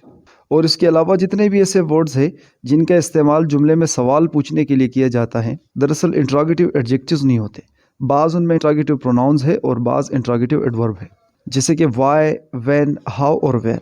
ये भी ऐसे वर्ड्स है कि इनका इस्तेमाल भी जुमले में सवाल पूछने के लिए किया जाता है, मगर ये दरअसल हमारे पास इंट्रोगेटिव एडजेक्टिव नहीं, बल्कि ये हमारे पास इंट्रोगेटिव एडवर्ब है। और इसके अलावा हमारे पास इंट्रोगेटिव प्रोनाउंस भी होते हैं, जिस पर मैं एक तफसील से वीडियो बना चुका हूँ। वीडियो का लिंक आपको डिस्क्रिप्शन में दे देता हूँ, आप वहाँ से इंट्रोगेटिव प्रोनाउन की वीडियो देख लें। इंट्रोगेटिव प्रोनाउन में हमारे पास व्हाट, हुज़ और विच के अलावा हु और हुम भी शामिल है। मगर खैर इंट्रोगेटिव प्रोनाउन पर मैं एक वीडियो बना चुका हूँ, उसका लिंक आपको डिस्क्रिप्शन में मिल जाएगा, वहाँ से आप वो वीडियो को देख सकोगे। बात करते हैं इंट्रोगेटिव एडजेक्टिव्स की। चलिए इंट्रोगेटिव एडजेक्टिव्स को मिसाल से समझा जाए। तो मिसाल में एक जुमला लेते हैं, what colour do you like. आपको कौन सा रंग पसंद है। तो इस जुमले के अंदर व्हाट हमारे पास एक इंट्रोगेटिव एडजेक्टिव है। इस बात को आसानी से देखा जा सकता है कि व्हाट का इस्तेमाल जुमले में सवाल पैदा करने के लिए किया गया है। आप देख सकते हो कि ये जुमला सवालिया है और इसके अलावा वर्ड हमारे पास इस कलर को भी मॉडिफाई कर रहा है जो कि एक नाउन है। तो लिहाजा जो भी वर्ड नाउन को मॉडिफाई करता है वो हमारे पास एडजेक्टिव कहलाता है। चलिए मिसाल में एक दूसरा जुमला लेते हैं। हुज पेन इज़ दिस, ये पेन किसका है। तो इस जुमले के अंदर पेन हमारे पास एक नाउन है और इस पेन की मज़ीद वजाहत हुज के ज़रिए हो रही है। तो लिहाजा हुज हमारे पास एक एडजेक्टिव कहलाया और साथ साथ इस हुज का इस्तेमाल जुमले को सवालिया बनाने के लिए किया गया है। तो लिहाजा ये हुज हमारे पास इंट्रोगेटिव एडजेक्टिव कहलाया। चलिए एक और मिसाल मुलाहिज़ा कीजिए। विच डॉग इज़ योर्स, कौन सा कुत्ता आपका है। इस जुमले में डॉग हमारे पास एक नाउन है और इस डॉग की मॉडिफिकेशन विच के ज़रिए की गई है और साथ साथ इस विच का इस्तेमाल जुमले को सवालिया बनाने के लिए किया गया है। तो लिहाजा ये विच हमारे पास इंट्रोगेटिव एडजेक्टिव कहलाया। चूँकि इंट्रोगेटिव एडजेक्टिव्स और इंट्रोगेटिव प्रोनाउन सेम है तो सवाल पैदा होता है कि वर्ड कब हमारे पास एडजेक्टिव होगा और कब ये प्रोनाउन होगा। इसी तरीके से हुज और विच कब एडजेक्टिव्स होंगे और कब प्रोनाउन होंगे। तो दरअसल कोई वर्ड किस पार्ट ऑफ स्पीच से ताल्लुक़ रखता है ये डिपेंड करता है उसके जुमले में इस्तेमाल पर कि उस वर्ड को जुमले में किस तरह इस्तेमाल किया गया है। और अगर इंट्रोगेटिव एडजेक्टिव की बात करें तो इंट्रोगेटिव एडजेक्टिव का इस्तेमाल किया जाता है जुमले में सवाल पैदा करने के लिए और इंट्रोगेटिव प्रोनाउन का इस्तेमाल भी जुमले में सवाल पूछने के लिए किया जाता है। मगर जुमले में इंट्रोगेटिव एडजेक्टिव किसी दूसरे नाउन को मॉडिफाई कर रहा होता है और इंट्रोगेटिव प्रोनाउन जुमले में सब्जेक्ट बनकर आता है, यानी कि किसी दूसरे नाउन की मॉडिफिकेशन नहीं करता बल्कि ख़ुद जुमले का सब्जेक्ट होता है। मिसाल के तौर पर व्हाट इज़ योर नेम, आपका नाम क्या है। तो इस जुमले के अंदर व्हाट हमारे पास इंट्रोगेटिव प्रोनाउन है, इंट्रोगेटिव एडजेक्टिव नहीं, क्योंकि इसका इस्तेमाल सवाल पूछने के लिए किया गया है और इसके साथ साथ ये जुमले का सब्जेक्ट है। और what colour do you like में सब्जेक्ट हमारे पास कलर है और इस सब्जेक्ट की मॉडिफिकेशन वर्ड के ज़रिए की गई है। तो लिहाजा ये वर्ड हमारे पास इंट्रोगेटिव एडजेक्टिव कहलाया। पर खैर आप कंफ्यूज ना हो, मैंने इंट्रोगेटिव प्रोनाउन पर ऑलरेडी एक वीडियो बनाई है, इसका लिंक मैंने आपको डिस्क्रिप्शन में दिया है, वहाँ से आप वो वीडियो देख सकते हैं। और इससे अगली वीडियो इंशाल्लाह मैं इंट्रोगेटिव प्रोनाउन और इंट्रोगेटिव एडजेक्टिव के डिफरेंस पर बनाऊंगा, जिससे आपका इंट्रोगेटिव प्रोनाउन और इंट्रोगेटिव एडजेक्टिव के मुतालिक जो कन्फ्यूजन है वो ख़त्म हो जाएगा। इंट्रोगेटिव एडजेक्टिव के मुतालिक आपने एक बात हमेशा ज़हन नशीन रखनी है कि इंट्रोगेटिव एडजेक्टिव का इस्तेमाल हमेशा ही सवालिया जुमले में होता है। मतलब कि अगर कोई जुमला है और उसके अंदर किसी इंट्रोगेटिव एडजेक्टिव का इस्तेमाल हुआ है और उस जुमले में सवाल नहीं पूछा गया है तो इस सूरत में इस्तेमाल शुदा वर्ड हमारे पास एडजेक्टिव तो हो सकता है मगर इंट्रोगेटिव एडजेक्टिव नहीं। मिसाल के तौर पर the boy whose pen is not working is unlucky, जिस लड़के का पेन काम नहीं कर रहा वो बदकिस्मत है। तो इस जुमले के अंदर हुज का इस्तेमाल किया गया है मगर फिर भी जुमला सवालिया नहीं है। तो लिहाजा ये हुज हमारे पास एक एडजेक्टिव तो है जो कि पेन की मॉडिफिकेशन कर रहा है मगर इंट्रोगेटिव एडजेक्टिव नहीं। दरअसल ये हुज हमारे पास रिलेटिव एडजेक्टिव है। इस पर इंशाल्लाह मैं फिर किसी टाइम वीडियो बनाऊंगा। एक ऐसा वर्ड जो किसी करीब या दूर की शे की तरफ इशारा भी करे और साथ साथ उस वर्ड को मॉडिफाई भी करे तो हमारे पास डिमॉन्स्ट्रेटिव एडजेक्टिव कहलाता है। इंग्लिश में डिमॉन्स्ट्रेटिव एडजेक्टिव्स की तादाद कुल 4 है, यानी कि दिस, दैट, दीज और दोस। ये ऐसे वर्ड्स है कि इनका इस्तेमाल जुमले में किसी वर्ड की तरफ इशारा करने के लिए और उस वर्ड को मॉडिफाई करने के लिए किया जाता है। तो डिमॉन्स्ट्रेटिव एडजेक्टिव में दिस का इस्तेमाल करीब के किसी एक शे की तरफ इशारा करने के लिए किया जाता है। मिसाल के तौर पर दिस कैट इज़ माइन, ये बिल्ली मेरी है। दिस की मदद से किसी करीब पड़ी, खड़ी या लेटी बिल्ली की तरफ इशारा किया जा रहा है और साथ साथ ये दिस इस कैट को मॉडिफाई कर रहा है। तो लिहाजा ये हमारे पास डिमॉन्स्ट्रेटिव एडजेक्टिव कहलाया। डिमॉन्स्ट्रेटिव एडजेक्टिव्स में करीब के ज़्यादा चीज़ों की तरफ इशारा करने के लिए हम दीस का इस्तेमाल करते हैं। मिसाल के तौर पर दीज डॉग्स आर जर्मन, ये कुत्ते जर्मन हैं। तो इस जुमले के अंदर दीज का इस्तेमाल डॉग्स की तरफ इशारा करने के लिए भी किया गया है और दीज की मदद से डॉग्स को तयीन किया है, यानी कि डॉग के मुतालिक दीज की मदद से मज़ीद मालूमात मिल रही है। तो लिहाजा ये हमारे पास डिमॉन्स्ट्रेटिव एडजेक्टिव कहलाया। इसी तरह दैट का इस्तेमाल हम दूर के एक चीज़ के लिए करते हैं, जैसे कि that pain does not work, वो पेन काम नहीं करता। फ़र्ज़ करें मैं और आप खड़े हैं और कुछ फासले पर एक पेन पड़ा है और मैं आपसे कहना चाहता हूँ कि भाई वो पेन काम नहीं करता, तो मुझे एक ऐसे वर्ड का इस्तेमाल करना होगा कि जिससे इशारा ज़ाहिर हो। तो इस सूरत में चूँकि पेन सिंगुलर है और दूर है तो हम दैट का इस्तेमाल करेंगे। That pain does not work, वो पेन काम नहीं करता। तो लिहाजा दैट हमारे पास डिमॉन्स्ट्रेटिव एडजेक्टिव कहलाया। डिमॉन्स्ट्रेटिव एडजेक्टिव्स में दोस का इस्तेमाल हम दूर के ज़्यादा चीज़ों के लिए करते हैं, यानी कि उन चीज़ों के लिए करते हैं जो हमसे कुछ फासले पर होती है और ज़्यादा होती है, तो उनकी तरफ इशारा करने के लिए हम दोस का इस्तेमाल करते हैं। जैसे कि I never played with those boys, मैं कभी भी उन लड़कों के साथ नहीं खेला। अब वो लड़के कुछ फासले पर है और ज़्यादा है, तो उनकी तरफ इशारा करने के लिए मैंने दोस का इस्तेमाल किया। तो लिहाजा दोस हमारे पास एक डिमॉन्स्ट्रेटिव एडजेक्टिव हुआ। अच्छा, और साथ साथ आपको बताता चलूँ, जिस तरह हमारे पास डेमोस्ट्रेटिव एडजेक्टिव्स है, इसी तरह हमारे पास डेमोस्ट्रेटिव प्रोनाउंस भी हैं। यानी कि दिस, दैट, दीज और दोज हमारे पास डेमोस्ट्रेटिव एडजेक्टिव्स होने के साथ साथ डेमोस्ट्रेटिव प्रोनाउंस भी हैं। जैसे कि दिस इज़ माई कैट, तो इस जुमले के अंदर दिस हमारे पास डेमोस्ट्रेटिव एडजेक्टिव नहीं है, बल्कि ये हमारे पास एक डेमोस्ट्रेटिव प्रोनाउन है। क्योंकि एडजेक्टिव का काम होता है किसी नाउन को मॉडिफाई करना, और प्रोनाउन का काम होता है किसी नाउन को रिप्लेस करके उसके जगह खुद इस्तेमाल होना। और एडजेक्टिव को जुमले में कभी भी बतौर सब्जेक्ट इस्तेमाल नहीं किया जा सकता, और प्रोनाउन को जुमले में बतौर सब्जेक्ट इस्तेमाल किया जा सकता है। तो लिहाजा दिस कैट इज़ माइन में सब्जेक्ट है हमारे पास कैट, और इस सब्जेक्ट की मॉडिफिकेशन दिस के ज़रिए से हो रही है। तो लिहाजा ये दिस हमारे पास डेमोस्ट्रेटिव एडजेक्टिव कहलाया। और दिस इज़ माई कैट में सब्जेक्ट हमारे पास है दिस, और एक एडजेक्टिव कभी भी जुमले का सब्जेक्ट या ऑब्जेक्ट नहीं हो सकता, तो लिहाजा ये हमारे पास कहलाया प्रोनाउन। और इसकी पहचान का एक दूसरा आसान है कि वो ये है कि डेमोन्स्ट्रेटिव प्रोनाउन के फ़ौरन बाद अमूमन वर्ब का इस्तेमाल होता है। जिस तरह दिस इज़ माई कैट में दिस के बाद इसका इस्तेमाल किया गया है। और डेमोन्स्ट्रेटिव एडजेक्टिव्स का इस्तेमाल उन नाउनों से फ़ौरन पहले होता है जिनकी तरफ ये इशारा करते हैं। यानी कि डेमोन्स्ट्रेटिव एडजेक्टिव के फ़ौरन बाद एक नाउन का इस्तेमाल होता है, और डेमोन्स्ट्रेटिव प्रोनाउन के फ़ौरन बाद नाउन का इस्तेमाल नहीं होता। पर खैर, मैंने इस पर एक तफसीलन वीडियो बनाई है। वीडियो का लिंक मैं आपको डिस्क्रिप्शन में दे रहा हूँ, तो मैं आपको रिकमेंड करूँगा कि आप वो वीडियो देख लें। उस वीडियो के देखने से आपका डेमोन्स्ट्रेटिव एडजेक्टिव और डेमोन्स्ट्रेटिव प्रोनाउन में जो कन्फ्यूजन है वो ख़त्म हो जाएगी। एक ऐसा वर्ड जो जुमले में किसी नाउन को मॉडिफाई भी करे, और इसके साथ साथ जुमले में उस नाउन के किसी दूसरे नाउन या प्रोनाउन से ताल्लुक़, कब्ज़ा, रिश्ता, मलकियत वगैरह भी दिखाए, तो वो हमारे पास पॉजिटिव एडजेक्टिव कहलाता है। तो इंग्लिश में पॉजिटिव एडजेक्टिव्स की तादाद कुल 7 है, यानी कि माय, और, योर, देयर, हिज, हर और इट्स। काफ़ी सारे लोगों को ये कन्फ्यूजन है कि माय, योर, हर वगैरह हमारे पास पॉजिटिव प्रोनाउन है, मगर मैं आपको बताता चलूँ कि ये हमारे पास पॉजिटिव प्रोनाउंस नहीं, बल्कि पॉजिटिव एडजेक्टिव्स हैं। पॉजिटिव प्रोनाउंस हमारे पास कुल 6 है, और वो है माइन, ऑर्स, योर्स, दियर्स, हिज और हर्स। पॉजिटिव प्रोनाउन और पॉजिटिव एडजेक्टिव्स में हिज एक ऐसा वर्ड है जो कि दोनों में सेम है, और ये जो बाकी वर्ड्स हैं ये हमारे पास पॉजिटिव एडजेक्टिव्स है, और ये जो वर्ड्स हैं ये हमारे पास पॉजिटिव प्रोनाउंस हैं। खैर, पॉजिटिव प्रोनाउन और पॉजिटिव एडजेक्टिव के डिफरेंस पर मैं एक मुफस्सिल वीडियो बना चुका हूँ। आपको उस वीडियो का लिंक डिस्क्रिप्शन से मिल जाएगा। इस वीडियो को देखने के बाद आप वो वीडियो ज़रूर देख लेना। उसके अंदर जितने भी आपके कन्फ्यूजन है इससे रिलेटेड, वो तमाम के तमाम ही इंशाल्लाह क्लियर हो जाएंगे। तो चलिए बढ़ते हैं अपने टॉपिक की तरफ। पॉजिटिव एडजेक्टिव्स को जुमलों में मिसालों से समझते हैं। पहला जुमला है my pen is not working. तो इस जुमले के अंदर ये माई जो है ये हमारे पास एक पॉजिटिव एडजेक्टिव है, क्योंकि ये यहाँ पर पेन को मॉडिफाई कर रहा है, और जो भी वर्ड किसी नाउन की मॉडिफिकेशन करता है तो वो हमारे पास कहलाता है एडजेक्टिव। दूसरा जुमला है आई लाइक इट्स कलर, मुझे इसका रंग पसंद है। तो ये कलर हमारे पास एक नाउन है, और इस नाउन की मॉडिफिकेशन हो रही है इट्स के ज़रिए, तो लिहाजा ये इट्स हमारे पास एक एडजेक्टिव हुआ।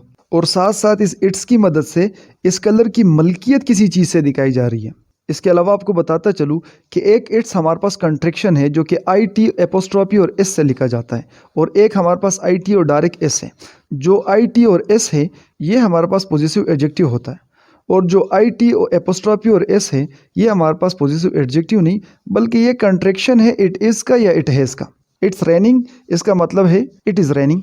It's been a long time since we met, तो यहाँ पर इस इट्स का मतलब है इट हैज़, यानी कि इसका मतलब होगा it has been a long time since we met. तो लिहाजा आई टी एपोस्ट्रॉफी और एस जो है ये हमारे पास कंट्रैक्शन है इट इज़ का और इट हैज़ का, और ये जो आई टी एस है ये हमारे पास पॉजिटिव एडजेक्टिव है। चलिए लगे हाथ आपको ये भी बता देता हूँ कि आई टी एपोस्ट्रॉफी एस कब इट इज़ कहलाएगा और कब इट हैज़ कहलाएगा। जब आई टी और एपोस्ट्रॉफी एस के फ़ौरन बाद बीन का इस्तेमाल हो तो उस सूरत में इसकी मीनिंग होगी इट हैज़, और जब आई टी और एपोस्ट्रॉफी एस के फ़ौरन बाद बीन का इस्तेमाल ना हो तो उस सूरत में इसकी मीनिंग होगी इट इज़। चलिए तीसरे जुमले की तरफ बढ़ते हैं। जुमला है I stayed in his room, मैं उसके कमरे में ठहरा। तो यहाँ पर हिज की मदद से रूम की वजाहत भी हो रही है, और हिज हमारे पास पोजीशन भी दिखा रहा है, यानी कि उसका कमरा, यानी कि हिज से हमें पता चलता है कि भाई वो कमरा उसका था, मलकियत बता रहे, तो लिहाजा ये हिज हमारे पास पॉजिटिव एडजेक्टिव कहलाया। इसी तरह she came to our home yesterday, वो कल हमारे घर आई थी। अब इस और से हमें पता चलता है कि भाई ये घर किसका है, हमारा है, तो लिहाजा ये भी हमारे पास पॉजिटिव एडजेक्टिव कहलाया। इसी तरह योर फ़ोन इज़ नाइस, तो इस जुमले में यूर की मदद से पता चल रहा है कि भाई जो फ़ोन है वो आपका है, और साथ ही साथ ये फ़ोन को मॉडिफाई भी कर रहा है, यानी कि फ़ोन के मुतालिक हमें मज़ीद मालूमात दे रहा है कि योर फ़ोन, जो आपका फ़ोन है, उसकी बात उसकी हो रही है। तो लिहाजा ये हमारे पास पॉजिटिव एडजेक्टिव कहलाए। साथ साथ मैं आपको एक दूसरी अहम बात बताता चलूँ कि पॉजिटिव एडजेक्टिव्स जो है, इनका शुमार हमारे पास डिटर्मिनर्स में भी किया जाता है, क्योंकि इनका काम भी होता है तयीन करना। जैसे कि इन जुमलों में आप बआसानी देख सकते हो कि पॉजिटिव एडजेक्टिव किसी न किसी नाउन की तयीन कर रहा है, उसको ख़ास कर रहा है। जैसे कि इस जुमले में है यूअर फ़ोन, आपका फ़ोन। तो लिहाजा अब ये फ़ोन ख़ास हो रहा है यूअर से, तो ये हमारे पास डिटर्मिनर भी कहलाता है। चलिए आगे बढ़ते हैं। It was not her fault, ये उसकी गलती नहीं थी। तो इस जुमले के अंदर हर की मदद से गलती का ताल्लुक उससे बताया गया है, और साथ ही साथ ये एक डिटर्मिनर भी है, यानी कि फ़ॉल्ट के मुतालिक हमें मज़ीद मालूमात दे रहा है। तो ये हर हमारे पास पॉजिटिव एडजेक्टिव कहलाया। इसी तरह their time is about to end, उनका वक्त ख़त्म होने वाला है। तो इस जुमले में देयर की मदद से टाइम को उनका बताया गया है, और साथ ही साथ ये देर हमारे पास एक डिटर्मिनर भी है, यानी कि टाइम को मॉडिफाई कर रहा है, उसकी तायीन कर रहा है। तो लिहाजा ये हमारे पास पॉजिटिव एडजेक्टिव कहलाया। लगे हाथ आपको एक और बात बताता चलूँ कि THEIR हमारे पास पॉजिटिव एडजेक्टिव है, मगर THERE हमारे पास पॉजिटिव एडजेक्टिव नहीं। अगरचे इन दोनों की प्रोनाउंसिएशन सेम है, मगर THEIR का मतलब होता है उनका, और THERE का मतलब होता है वहाँ। ये देर हमारे पास एक एडवर्ब है, और ये देर हमारे पास एक एडजेक्टिव है। इस वीडियो में हम प्रॉपर एडजेक्टिव की बात करेंगे। अगर आप मेरे साथ चल रहे हो तो आपको पता होगा कि ये एडजेक्टिव की सीरीज़ की 12वीं वीडियो है, यानी कि इससे पहले हम 11 वीडियोस बना चुके हैं। और अगर आप नए हैं तो मैं आपको रिकमेंड करूंगा कि चैनल विज़िट करें, या डिस्क्रिप्शन में भी आपको एडजेक्टिव के प्लेलिस्ट का लिंक मिल जाएगा, वहाँ से जो है ना आप एडजेक्टिव्स की तमाम वीडियोज़ देख सकते हो। तो चलो आज बात करते हैं प्रॉपर एडजेक्टिव की। तो सवाल ये पैदा होता है कि भाई ये प्रॉपर एडजेक्टिव क्या होता है। हो सकता है कि आप में से काफ़ी सारे लोगों के लिए ये टर्म जो है प्रॉपर एडजेक्टिव ये थोड़ा नया हो, पर खैर घबराने की बिल्कुल भी बात नहीं है, बिल्कुल बहुत ही आसान है, बहुत सिंपल है। तो कोई ऐसा एडजेक्टिव जिसको एक प्रॉपर नाउन से बनाया जाए, वो हमारे पास कहलाता है प्रॉपर एडजेक्टिव। और जैसे कि आपको पता होगा कि भाई एडजेक्टिव एक ऐसा वर्ड होता है जो किसी नाउन के मुतालिक हमें या प्रोनाउन के मुतालिक हमें मज़ीद मालूमात फराहम करता है। तो जब हम किसी प्रॉपर नाउन से ऐसा वर्ड बनाए, या पूरे प्रॉपर नाउन को ही ऐसे तरीके से इस्तेमाल करें कि वो जुमले के अंदर किसी दूसरे नाउन की मॉडिफिकेशन करे या प्रोनाउन की मॉडिफिकेशन करे, तो उस सूरत में वो इस्तेमाल शुदा जो प्रॉपर वर्ड होगा हमारे पास, जो प्रॉपर नाउन होगा, वो हमारे पास प्रॉपर एडजेक्टिव कहलाएगा। तो यहाँ पर मैंने इसकी डेफिनेशन लिखी है, an adjective that is made up of a proper noun. एक ऐसा एडजेक्टिव जिसको प्रॉपर नाउन से बनाया जाता है, तो हमारे पास कहलाता है प्रॉपर एडजेक्टिव। तो इसके एग्जाम्पल में मैंने यहाँ पर 3 एग्जाम्पल लिखी है, जो कि ताकि आपको जो है ना इसकी अंडरस्टैंडिंग हो सके कि भाई ये है क्या। आप ऐसे जो है ना हज़ारों लाखों बना सकते हो खुद से, ये सिर्फ समझाने के लिए है। जैसे कि हमारे पास इंग्लिश हो गया, लाहौर हो गया, मुस्लिम हो गया, तो ये हमारे पास प्रॉपर एडजेक्टिव्स है। मगर आपने एक बार जो है ना आपने एक बात प्रॉपर एडजेक्टिव के मुतालिक याद रखनी है, और वो ये है कि प्रॉपर एडजेक्टिव को हमेशा ही इसका इस्तेमाल जहाँ भी किया जाएगा जुमले में, इसको कैपिटल लेटर से लिखा जाएगा। जिस तरीके से प्रॉपर नाउन को कैपिटल लेटर से लिखा जाता है, इसी तरह हम प्रॉपर एडजेक्टिव को भी कैपिटल लेटर से लिखते हैं। अब मुमकिन है कि आपने सुना हो कि सिर्फ प्रॉपर नाउन ही ऐसे है जिनको हम कैपिटल लेटर से लिखते हैं, कहीं पर भी हो। तो मैं आपको बताता चलूँ कि एडजेक्टिव्स में भी हमारे पास ऐसे वर्ड्स हैं जिनको हम कैपिटल लेटर से लिखते हैं, और वो है हमारे पास प्रॉपर एडजेक्टिव्स। तो अब मुमकिन है कि आप कंफ्यूज हो जाए कि भाई ये तो प्रॉपर नाउन है, प्रॉपर एडजेक्टिव किस तरह हुए। तो भाई जैसे कि आपको पता होगा, और मैं अगर आप ग्रामर मेरे साथ सीख रहे हो तो आपको तो बिल्कुल ज़रूर ये बात पता होगी कि भाई किसी भी वर्ड का किस पार्ट ऑफ स्पीच से ताल्लुक है, और कौन सा वर्ड किस पार्ट ऑफ स्पीच से ताल्लुक रखता है, ये फैसला होता है जुमले में उसके इस्तेमाल पर। और कोई नाउन जो है, ये जुमले में इसका इस्तेमाल अमूमन हम बतौर सब्जेक्ट करते हैं या बतौर ऑब्जेक्ट करते हैं, और किसी एडजेक्टिव का इस्तेमाल किया जाता है किसी दूसरे नाउन की मॉडिफिकेशन के लिए। तो अब ये जो नीचे मैंने जुमले दर्ज किए हैं, अब इन जुमलों के रूह से हम देखेंगे कि आया ये वर्ड जो हमारे पास है, ये या इन जैसे और जो हमारे पास वर्ड्स है, कि भाई वो क्या जुमले में किसी नाउन की तरह काम कर रहे हैं, या वो जुमले में हमारे पास एडजेक्टिव की तरह काम कर रहे हैं। तो एग्जाम्पल में हमने पहला जुमला लिया है, in English boy was laughing loudly. एक अंग्रेज लड़का बड़ी जोर से हंस रहा था। तो इस जुमले के अंदर हमारे पास ये बॉय सब्जेक्ट है दरअसल, और इस सब्जेक्ट की मॉडिफिकेशन हो रही है इंग्लिश के जरिए, कि भाई एक लड़का जोर से हंस रहा था। कौन सा लड़का जोर से हंस रहा था? एक अंग्रेज लड़का जोर से हंस रहा था।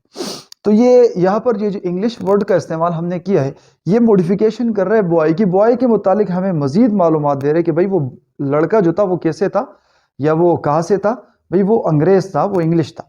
तो इस सूरत में ये इंग्लिश यहाँ पर हमारे पास एक एडजेक्टिव है, ना कि हमारे पास एक नाउन। ठीक है, जुमले का सब्जेक्ट, हाँ ठीक है, ये इन इंग्लिश बॉय ये पूरा के पूरे जुमले के सब्जेक्ट है, मगर इसमें जो मेन जो वर्ड है वो हमारे पास है बॉय। ठीक है, इस इन इंग्लिश का इस्तेमाल इस बॉय के लिए किया गया है, तो लिहाजा ये इंग्लिश हमारे पास यहाँ पर एक प्रॉपर एडजेक्टिव कहलाए। इसी तरह अहेलिया वास अ हिंदू डेटी, यानी कि अहेलिया एक हिंदू देवी थी। तो अब इस जुमले के अंदर हिंदू से हमें डेटी का पता चलता है कि भाई वो देवी कौन सी थी, वो हिंदू देवी थी। तो लिहाजा इस हिंदू का इस्तेमाल हमने इस डेटी की मॉडिफिकेशन के लिए किया है। तो लिहाजा ये हमारे पास एक प्रॉपर नाउन नहीं है, बल्कि ये हमारे पास एक प्रॉपर एडजेक्टिव है। इसी तरह लास्ट जुमले में लिखा है कि जीतो Pakistan show was started in 2014, यानी कि जीतो पाकिस्तान शो को 2014 में शुरू किया गया था। तो इस जुमले के अंदर जो हमारे पास कंप्लीट सब्जेक्ट है वो है जीतो पाकिस्तान शो, मगर इस सब्जेक्ट के अंदर अगर हम बुनियादी सब्जेक्ट निकालें कि जिसके लिए बाकी मॉडिफायर्स को लगाया गया है, तो वो हमारे पास निकलता है शो। तो शो हमारे पास इस जुमले का मेन सब्जेक्ट है, और इस शो की मॉडिफिकेशन के लिए हमने जीतो पाकिस्तान का वर्ड इस्तेमाल किया। शो एक कॉमन नाउन है और इसकी मॉडिफिकेशन जीतो पाकिस्तान से हो रही है। अब देखो कई सारे शोज हो सकते हैं, मुख्तलिफ किस्म के शोज हो सकते हैं। अब इस शोज की वजाहत के लिए, अगर आप इस शोज किसी शो को आप खास कर रहे हो, तो उसकी वजाहत के लिए आपको कोई अल्फाज दरकार होंगे। जिस तरह अगर इस जुमले में हम देखें तो जीतो पाकिस्तान से हमें यह पता चल रहा है कि भाई वो जो शो था जो 2014 में शुरू हुआ था वो जीतो पाकिस्तान था। ठीक है, अब इस शो की वजाहत हो रही है जीतो पाकिस्तान से, ठीक है ना। तो लिहाजा ये जीतो पाकिस्तान हमारे पास यहाँ पर प्रॉपर एडजेक्टिव कहलाया। तो बहुत ही सिंपल है, इसमें बस आपने ध्यान रखना है कि भाई जो वर्ड है, जो दरकार वर्ड है जिसके बारे में आपसे पूछा गया है कि वो वर्ड जुमले में काम किस तरह अदा कर रहा है। अगर वो काम जो है ना एडजेक्टिव की तरह कर रहा है, यानी कि जुमले में मौजूद किसी दूसरे नाउन की मॉडिफिकेशन कर रहे हैं, तो वो एडजेक्टिव है। अगर वो खुद जुमले का सब्जेक्ट बनकर आया है या जुमले का ऑब्जेक्ट बनकर आया है, तो वो एक नाउन है।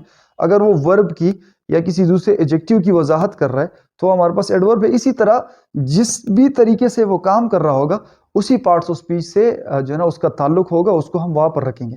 तो मेरा ये बात कहने का मकसद दरअसल ये है कि कोई वर्ड को हम, किसी वर्ड को हम खास नहीं कर सकते कि भाई एक लफ्ज है उसे आप खास कर दो कि भाई ये नाउन है तो ये हमेशा ही नाउन रहेगा, या कोई वर्ड अगर हमारे पास प्रोनाउन है तो वो हमेशा ही प्रोनाउन रहेगा, ऐसा नहीं है। ठीक है, अब डिपेंड करता है जुमले में उसके उस वर्ड के इस्तेमाल पर कि जुमले में उस वर्ड को किस तरह इस्तेमाल किया गया।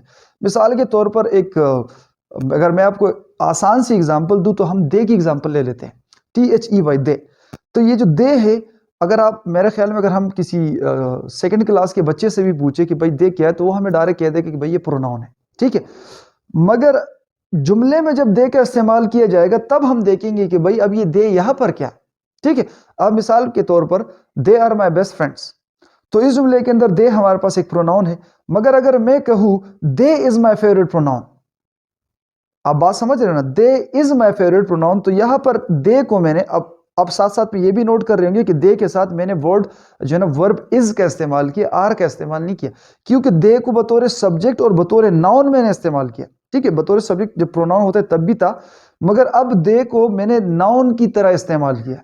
ठीक है ना, अब चूंकि दे को मैंने नाउन की तरह, सिंगुलर नाउन की तरह इस्तेमाल किया, तो मैंने दे के साथ इज लगा दिया कि भाई दे इज माई फेवरेट प्रोनाउन, यानी कि जितने भी प्रोनाउंस है इन प्रोनाउंस में जो सबसे जो मेरा फेवरेट प्रोनाउन है वो है दे। तो लिहाजा मैं यहाँ पर इसको बतौर प्रोनाउन ट्रीट नहीं कर रहा, बल्कि मैं इसको एक नाउन की तरह ट्रीट कर रहा हूँ। तो आपने हमेशा ये ध्यान रखना होगा कि भाई जो भी वर्ड है वो जुमले में काम किस तरह कर रहा है, तो जिस भी तरह वो काम कर रहा होगा उसी पार्ट ऑफ स्पीच से उसका ताल्लुक होगा और वो वही से ताल्लुक रखेगा। तो एब्सोल्यूट एडजेक्टिव, ठीक है। अब ये क्या चीज़ है, तो मैंने इसकी डिफिनीशन बड़ी ही सिंपल लिखी है। अगर आप गूगल में जाओ तो जो है ना वो उसकी डिफिनीशन मुमकिन है कि आपको कंफ्यूज कर दे, क्योंकि गूगल की ज़्यादातर डिफिनीशन बड़ी लंबी चौड़ी होती है। मैंने यहाँ पर दो वर्ड्स में इसको जो है ना डिफाइन किया, non gradable adjectives. Non gradable adjectives are called absolute adjectives, यानी कि तमाम के तमाम ऐसे एडजेक्टिव्स कि जिनके दर्जे ना बनाए जा सके वो हमारे पास एब्सोल्यूट एडजेक्टिव कहलाते हैं। और उसके अलावा आपको जो है ना ये डिग्रीज ऑफ एडजेक्टिव का आपको पता ही होगा। अगर आपको नहीं पता तो मैंने उसके मुतालिक वीडियो बनाई है, उसका लिंक मैं आपको डिस्क्रिप्शन में भी दे दूंगा, और वीडियो के एंड में मैं उसको वीडियो को लगा दूंगा, तो वहाँ से भी आप उस वीडियो को देख पाओगे। ठीक है, तो डिग्रीज, ज़्यादातर एडजेक्टिव्स हमारे पास ऐसे होते हैं कि उनकी डिग्रीज होती है हमारे पास, यानी कि उनकी कंपेरेटिव फॉर्म होती है, सुपरलेटिव फॉर्म होती है, इसके अलावा जो बेसिक जो फॉर्म है पॉजिटिव फॉर्म होती है। ऐसे फॉर्म्स होते हैं, मगर अक्सर एडजेक्टिव्स ऐसे हैं, या आप कह लो कि बहुत कमी है, मगर कुछ एडजेक्टिव्स ऐसे हैं कि जिनकी फिर डिग्रीज नहीं बन पाती। तो जिनकी नहीं बन पाती वो हमारे पास एब्सोल्यूट एडजेक्टिव कहलाते हैं। ठीक है। अब मिसाल के तौर पर मैं आपको जो है ना वो ग्रेडेबल एडजेक्टिव्स भी समझा देता हूँ। जैसे कि हमारे पास नाइस है, तो नाइस का नाइसर, नाइसिस्ट, फाइन का फाइनर, फाइनेस्ट, गुड का बेटर, बेस्ट। तो ये हमारे पास ऐसे एडजेक्टिव्स है कि इनकी हमारे पास डिग्रीज बन पाती है, यानी कि इनके हमारे पास दर्जे बन पाते हैं। मगर ऐसे एडजेक्टिव्स के जिनके दर्जे ना बन पाते हो वो हमारे पास कहलाते हैं एब्सोल्यूट एडजेक्टिव। ठीक है। तो इस पर बढ़ने से पहले, बाकी इसमें है ज़्यादा कुछ नहीं, इसकी एग्जांपल्स में मैं आपको थोड़ी सी जो है ना डिटेल में जाऊंगा ताकि आप इसको बेहतर तरीके से समझ पाओ। मगर इस वर्ड पर आ जाते हैं कि वर्ड एब्सोल्यूट क्या चीज़ है। अब वर्ड एब्सोल्यूट का अगर हम उर्दू तर्जुमा करें तो इसका मतलब बनता है कामिल। ठीक है। अगर हम इसका हिंदी तर्जुमा करें तो इसका मतलब बनता है कि संपूर्ण। तो एक चीज़ संपूर्ण कब होती है, कामिल क्या होती है? कामिल एक ऐसी चीज़ होती है जिसे आप कह लो कि भाई मुकम्मल हो, कि जिसमें कोई कमी बेशी ना हो, वो चीज़ जो है ना कामिल होती है। तो तमाम के तमाम ऐसे एडजेक्टिव्स कि जिनके अंदर कंपेरेटिव और सुपरलेटिव फॉर्म न बन पाती हो, तो वो हमारे पास एब्सोल्यूट एडजेक्टिव कहलाती है। यानी कि उनकी हम कंपैरिजन नहीं कर सकते किसी दूसरी चीज़ के साथ, या किसी चीज़ में से सबसे बेहतर उसको नहीं बता सकते, किसी चीज़ में सबसे उसको बदतर नहीं बता सकते। चलो एग्जांपल्स की तरफ बढ़ते ताकि आपकी इस पर जो है ना अच्छी तरीके से पकड़ बन सके। तो एग्जांपल में सबसे पहले मैंने लिखा है डेड। अब डेड जो है ना ये कहते हैं मुर्दे को। ठीक है। मरा हुआ या मुर्दा। क्या हम मुर्दों को कंपेयर कर सकते हैं? यानी कि दो शख्स है, दो लोग हैं, उनका एक्सीडेंट हो गया और जो है ना वो दोनों का इंतकाल हो गया। चलो एक्सीडेंट में नहीं, तो ऐसे करते थोड़ा सा बड़ा चढ़ा कर बोलते हैं। एक शख्स है, उसके पेट में मरोड़ आ गया और वो जो है ना इंतकाल कर गया, मर गया। ठीक है। इसके अलावा एक दूसरा शख्स है, उसके सर पे जो है ना एटम बम आके गिरा। अब इन दोनों बंदों की लाशें आपकी सामने है। वैसे तो जिसके सर पे एटम बम गिरा है उसकी लाश का तो सवाल ही पैदा नहीं होता, मगर वैसे ही जो है ना समझाने के लिए मुबालगा कर रहा हूँ। ठीक है। अब दोनों उस लोगों की लाशें आपके सामने पड़ी है। क्या आप ये कह सकते हो कि ये फला शख्स जो है जिसके सर पे एटम बम गिरा है, ये दूसरे शख्स से ज्यादा मुर्दा है? बिल्कुल नहीं कह सकते। भाई मुर्दा है तो मुर्दा है। आप मेरी बात समझ रहे हो ना? यानी कि ये एक ऐसा एडजेक्टिव है कि इसके अंदर हम कंपैरिजन नहीं कर सकते। हम ये नहीं कह सकते कि फला शख्स जो है ना वो फला से ज्यादा मुर्दा था, या फला शख्स फला से कम मुर्दा है। नहीं भाई, मुर्दा है मुर्दा है। वो चाहे जो है ना दांत के दर्द से मरा हो, चाहे सर के दर्द से मरा हो, चाहे कुछ भी हुआ हो, उसके सर पे बम फूटा हो, मगर मुर्दा है तो मुर्दा है। आप मेरी बात समझ रहे हो ना? तो बड़ा ही आसान है ये। तो तमाम के तमाम ऐसे एडजेक्टिव्स की जिनकी डिग्रीज ना बन पाती हो, यानी कि जिनके हम कंपेरेटिव और सुपरलेटिव डिग्रीज ना बना सकते हो, तो वो हमारे पास एब्सोल्यूट एडजेक्टिव कहलाते हैं। इसके अलावा एब्सोल्यूट एडजेक्टिव को हम नॉन ग्रेडेबल एडजेक्टिव्स भी कहते हैं और इसको हम डिग्री लेस एडजेक्टिव भी कहते हैं। और बाज़ ग्रामरदानों के नज़दीक जितने भी एब्सोल्यूट एडजेक्टिव है ये वो उनके नज़दीक, ठीक है ना, कुछ के नज़दीक वो कहते हैं कि भाई ये सुपरलेटिव फॉर्म में ही मौजूद है ऑलरेडी। तो जो एक चीज़ है ही सुपरलेटिव फॉर्म में, तो इसको फिर कंपेरेटिव फॉर्म में, पॉजिटिव फॉर्म में, एक ऐसे सुपरलेटिव फॉर्म में मौजूद है कि जिसको हम कंपेरेटिव और पॉजिटिव में ला नहीं सकते, और सुपरलेटिव से ऊपर कोई फॉर्म होती नहीं है। समझ रहे हो ना? यानी कि इनकी एक ही फॉर्म होती है। अब दूसरी हमारे पास, चलो मगर दूसरी पर बढ़ने से पहले आप मुझे ये बताओ कि क्या जो मैं कह रहा हूँ वो आपको समझ आ रहा है कि नहीं आ रहा? अगर आ रहा है तो भाई लाइक का बटन दबा दो यार। इसके अलावा इस चैनल को सब्सक्राइब भी कर दो, और ये बिल्कुल फ्री है। इसके जो है ना आपसे यूट्यूब 1 रुपये चार्ज नहीं करेगा, मैं भी आपसे 1 रुपये चार्ज नहीं करूंगा। ये सब्सक्राइब का बटन ये मुकम्मल फ्री है, बिल्कुल फ्री है। हो सकता है कि ये आपकी ज़िंदगी में गुड लक भी लाए। ठीक है ना? तो ये मेरे ख्याल में एक अच्छा मौका है। हो सकता है ना, होने को तो कुछ भी हो सकता है। आजमाइश के लिए सब्सक्राइब कर दो, हो सकता है कि जो है ना गुड लक आ जाए लाइफ में। अच्छा, जो दूसरी एग्जाम्पल है हमारे पास, जो मैंने यहाँ पर लिखी है वो है कंप्लीट। अच्छा, आपको साथ साथ बताते चलूँ कि आपने घबराना बिल्कुल नहीं, ठीक है ना? क्योंकि ये एग्जांपल्स मैंने बहुत थोड़ी लिखी है, मुझे पता है, मगर मैं इसके वीडियो के आखिर में कई सारे एग्जांपल्स और भी इसके साथ चिपका दूंगा, आप वो भी देख लेना। ये सिर्फ समझाने के लिए लिखी है, ठीक है? अब कंप्लीट, एक चीज़ कंप्लीट का मतलब होता है मुकम्मल। ठीक है। अब जब एक चीज़ मुकम्मल है तो क्या उसको आप कंपेयर कर सकते हो किसी दूसरी चीज़ के साथ? बिल्कुल नहीं कर सकते। आप ये नहीं कह सकते कि मेरी नोटबुक आपसे ज़्यादा मुकम्मल है। आपकी नोटबुक या तो कंप्लीट होगी या इनकम्प्लीट होगी, यानी कि या मुकम्मल होगी या अधूरी होगी। ये दोनों बातों के अलावा तीसरी बात हो ही नहीं सकती।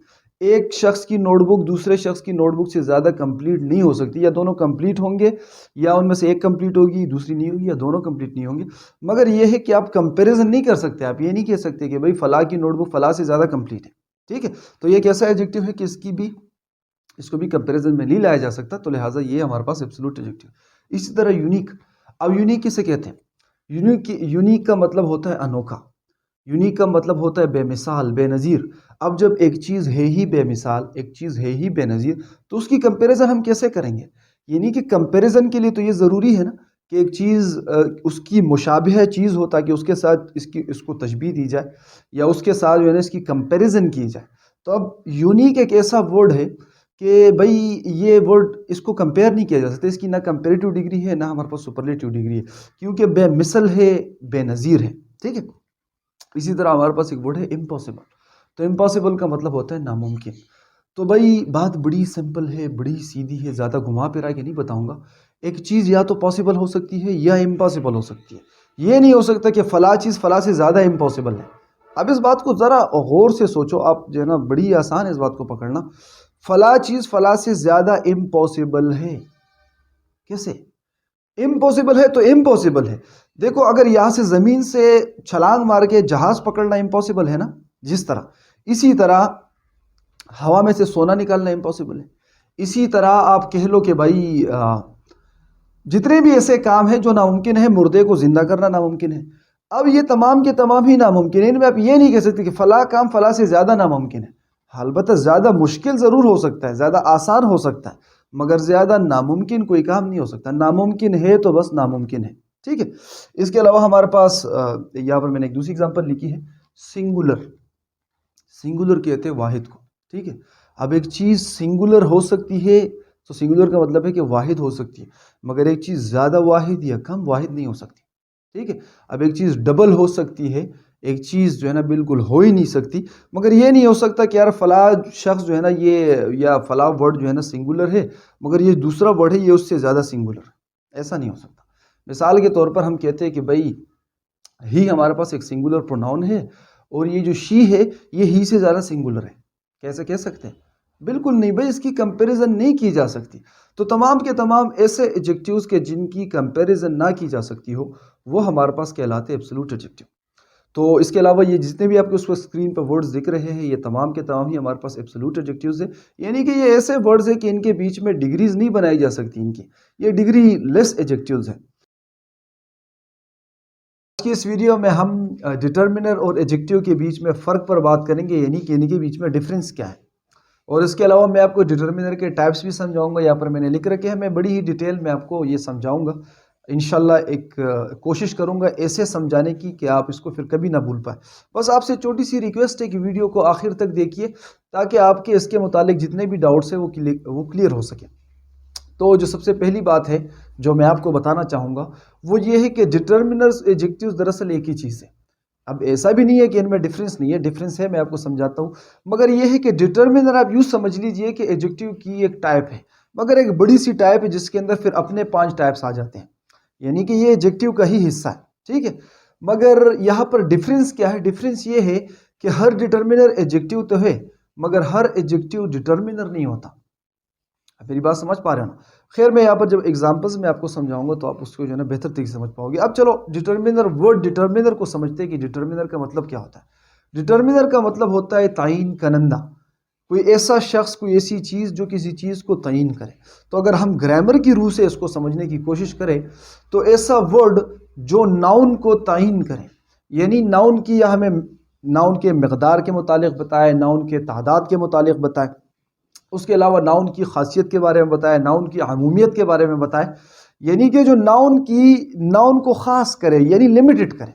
अगर आपको सिंपल अल्फाज में समझाऊँ, जो नाउन को महदूद करे वो हमारे पास कहलाते हैं डिटर्मिनर्स। अब एडजेक्टिव तो बहुत सारे हैं, जैसे कि आप एग्जाम्पल में ब्यूटीफुल लीजिए, नाइस लीजिए, तो ये भी एडजेक्टिव्स हैं, मगर ये नाउन को ख़ास नहीं करते, महदूद नहीं करते, तो लिहाजा ये हमारे पास एडजेक्टिव्स है, डिटर्मिनर नहीं।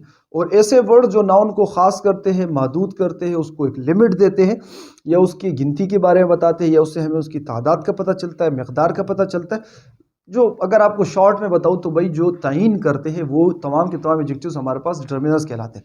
जैसे कि आप मिसाल के तौर पर 1 लीजिए, 5 लीजिए, अ लीजिए, एन लीजिए, द लीजिए, सम लीजिए, मैनी लीजिए, फ्यू लीजिए, तो ये ऐसे वर्ड्स है कि ये नाउन की तयीन करते हैं, कहीं ना कहीं पर ये नाउन को ख़ास करते हैं।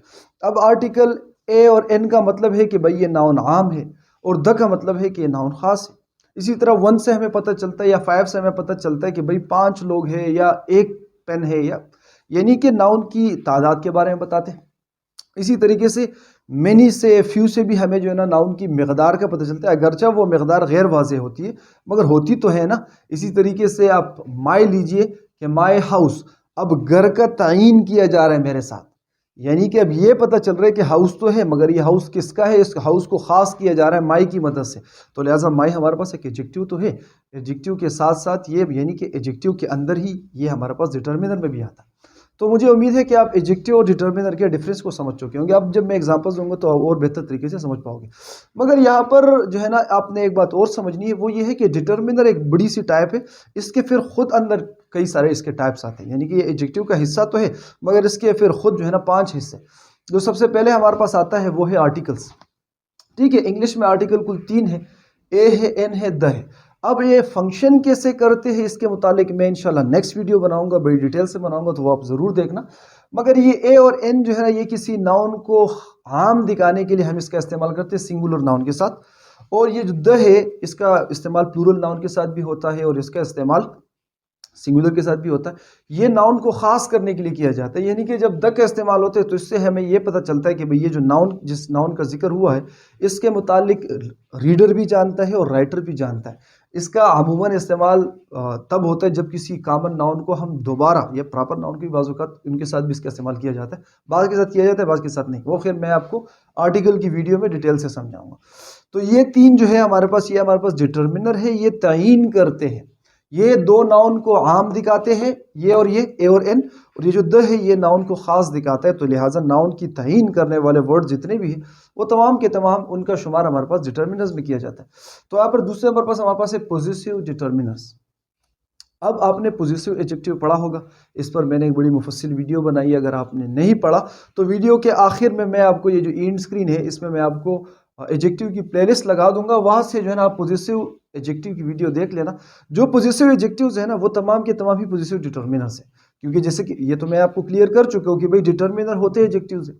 तो जितने भी ऐसे हमारे पास पॉजिटिव एडजेक्टिव्स है, एडजेक्टिव तो अपनी जगह रहेंगे मगर पॉजिटिव एडजेक्टिव्स होने के साथ साथ वो पॉजिटिव डिटर्मिनर्स भी है। यहाँ पर आपको इसका छोटा सा ओवरव्यू खैर दे देता हूँ। ये पॉजिटिव का मतलब होता है पॉजिटिव डिटर्मिनर्स, यानी कि ऐसे डिटर्मिनर्स, आप चलो मैं पॉजिटिव एडजेक्टिव समझा देता हूँ, वैसे आप वो वीडियो देख लेना। पॉजिटिव एडजेक्टिव ऐसे वर्ड्स जो मलकियत बताए, जिनसे हमें मलकियत का पता चले और जो नाउन के साथ मलकियत बताए, वो हमारे पॉजिटिव एडजेक्टिव कहलाते हैं। वही दरअसल जो पॉजिटिव एडजेक्टिव है वही पॉजिटिव डिटर्मिनर्स है। तो यहाँ पर एग्जांपल्स में मैंने यहाँ पर माई लिखा है। अब जैसे कि मैंने आपको एक मिसाल में समझा भी दिया कि माई हाउस, इसके अलावा यूर पेन, आपका पेन, अब पेन को आपके साथ खास किया जा रहा है। इसी तरीके से his car, her, its, our और देयर, ये कुल हमारे पास यही है जो हमने जितने भी पॉजिटिव डिटर्मिनर्स है ये तमाम के तमाम मैंने यहाँ पर लिख रखे हैं। आर्टिकल्स 3 है और पॉजिटिव डिटर्मिनर्स हमारे पास कुल 7 है। इसके अलावा जो तीसरी हमारे पास डिटर्मिनर्स की टाइप है वो है डिटर्मिनेटिव डिमॉन्स्ट्रेटिव। तो अगर आपने डिमॉन्स्ट्रेटिव एडजेक्टिव की वीडियो देखी है तो भाई जो डिमॉन्स्ट्रेटिव एडजेक्टिव्स है ना वही हमारे पास डिमॉन्स्ट्रेटिव डिटर्मिनर्स भी है। अगर आपने वीडियो नहीं देखी तो खैर वीडियो के इन में मैं आपको वो जो है ना लिंक इन स्क्रीन में लगा दूंगा, तो वहाँ से आप वो वीडियो भी साथ में देख लेना। तो ये हमारे पास अंग्रेजी में कुल 4 है, दिस, दैट, दिस और दोस। ठीक है, मिसाल के तौर पर मैं आपको कहता हूँ कि दिस पेन इज़ माइन, ये पेन मेरा है, तो दिस की मदद से ये पेन जो है इसको ख़ास किया जा रहा है, यानी कि ये दिस इस पेन की तयीन कर रहा है कि ये वाला पेन, कोई दूसरा पेन नहीं, यही वाला पेन। इसी तरीके से दैट, दिस और दोस इनका इस्तेमाल भी किया जाता है।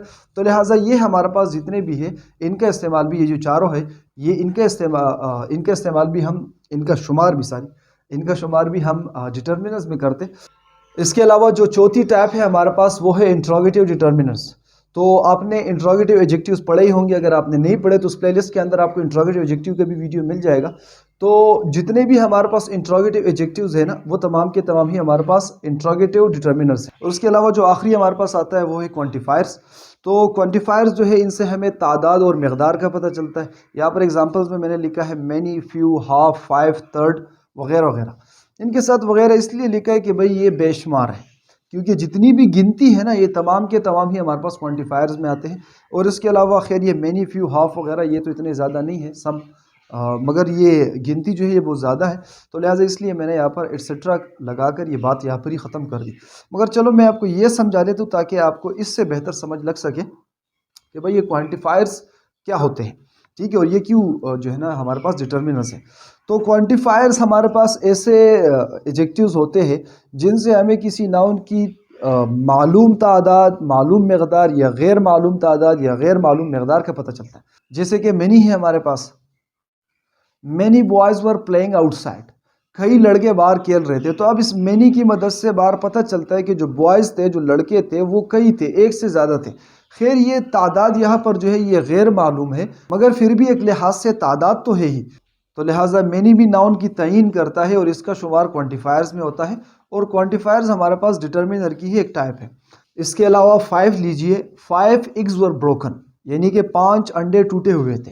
तो अब यहाँ पर इस 5 से हमें पता चलता है कि भाई जो अंडे टूटे थे उनकी तादाद कितनी थी, उनकी 5 थी। तो लिहाजा अंडों को ख़ास कर रहा है ये 5।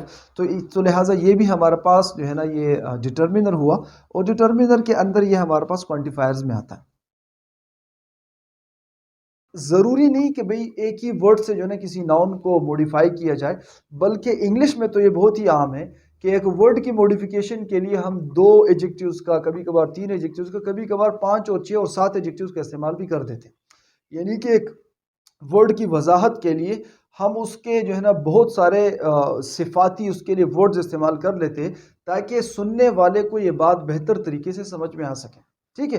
तो ये जो एडजेक्टिव्स होते हैं, तो जब जब हम ज़्यादा एडजेक्टिव्स का इस्तेमाल करेंगे तो मसला खड़ा हो जाता है ना यहाँ पर, ये कि जब हम ज़्यादा एडजेक्टिव्स का इस्तेमाल करेंगे तो किस एडजेक्टिव को पहले आना होगा, किस एडजेक्टिव को बाद में आना होगा।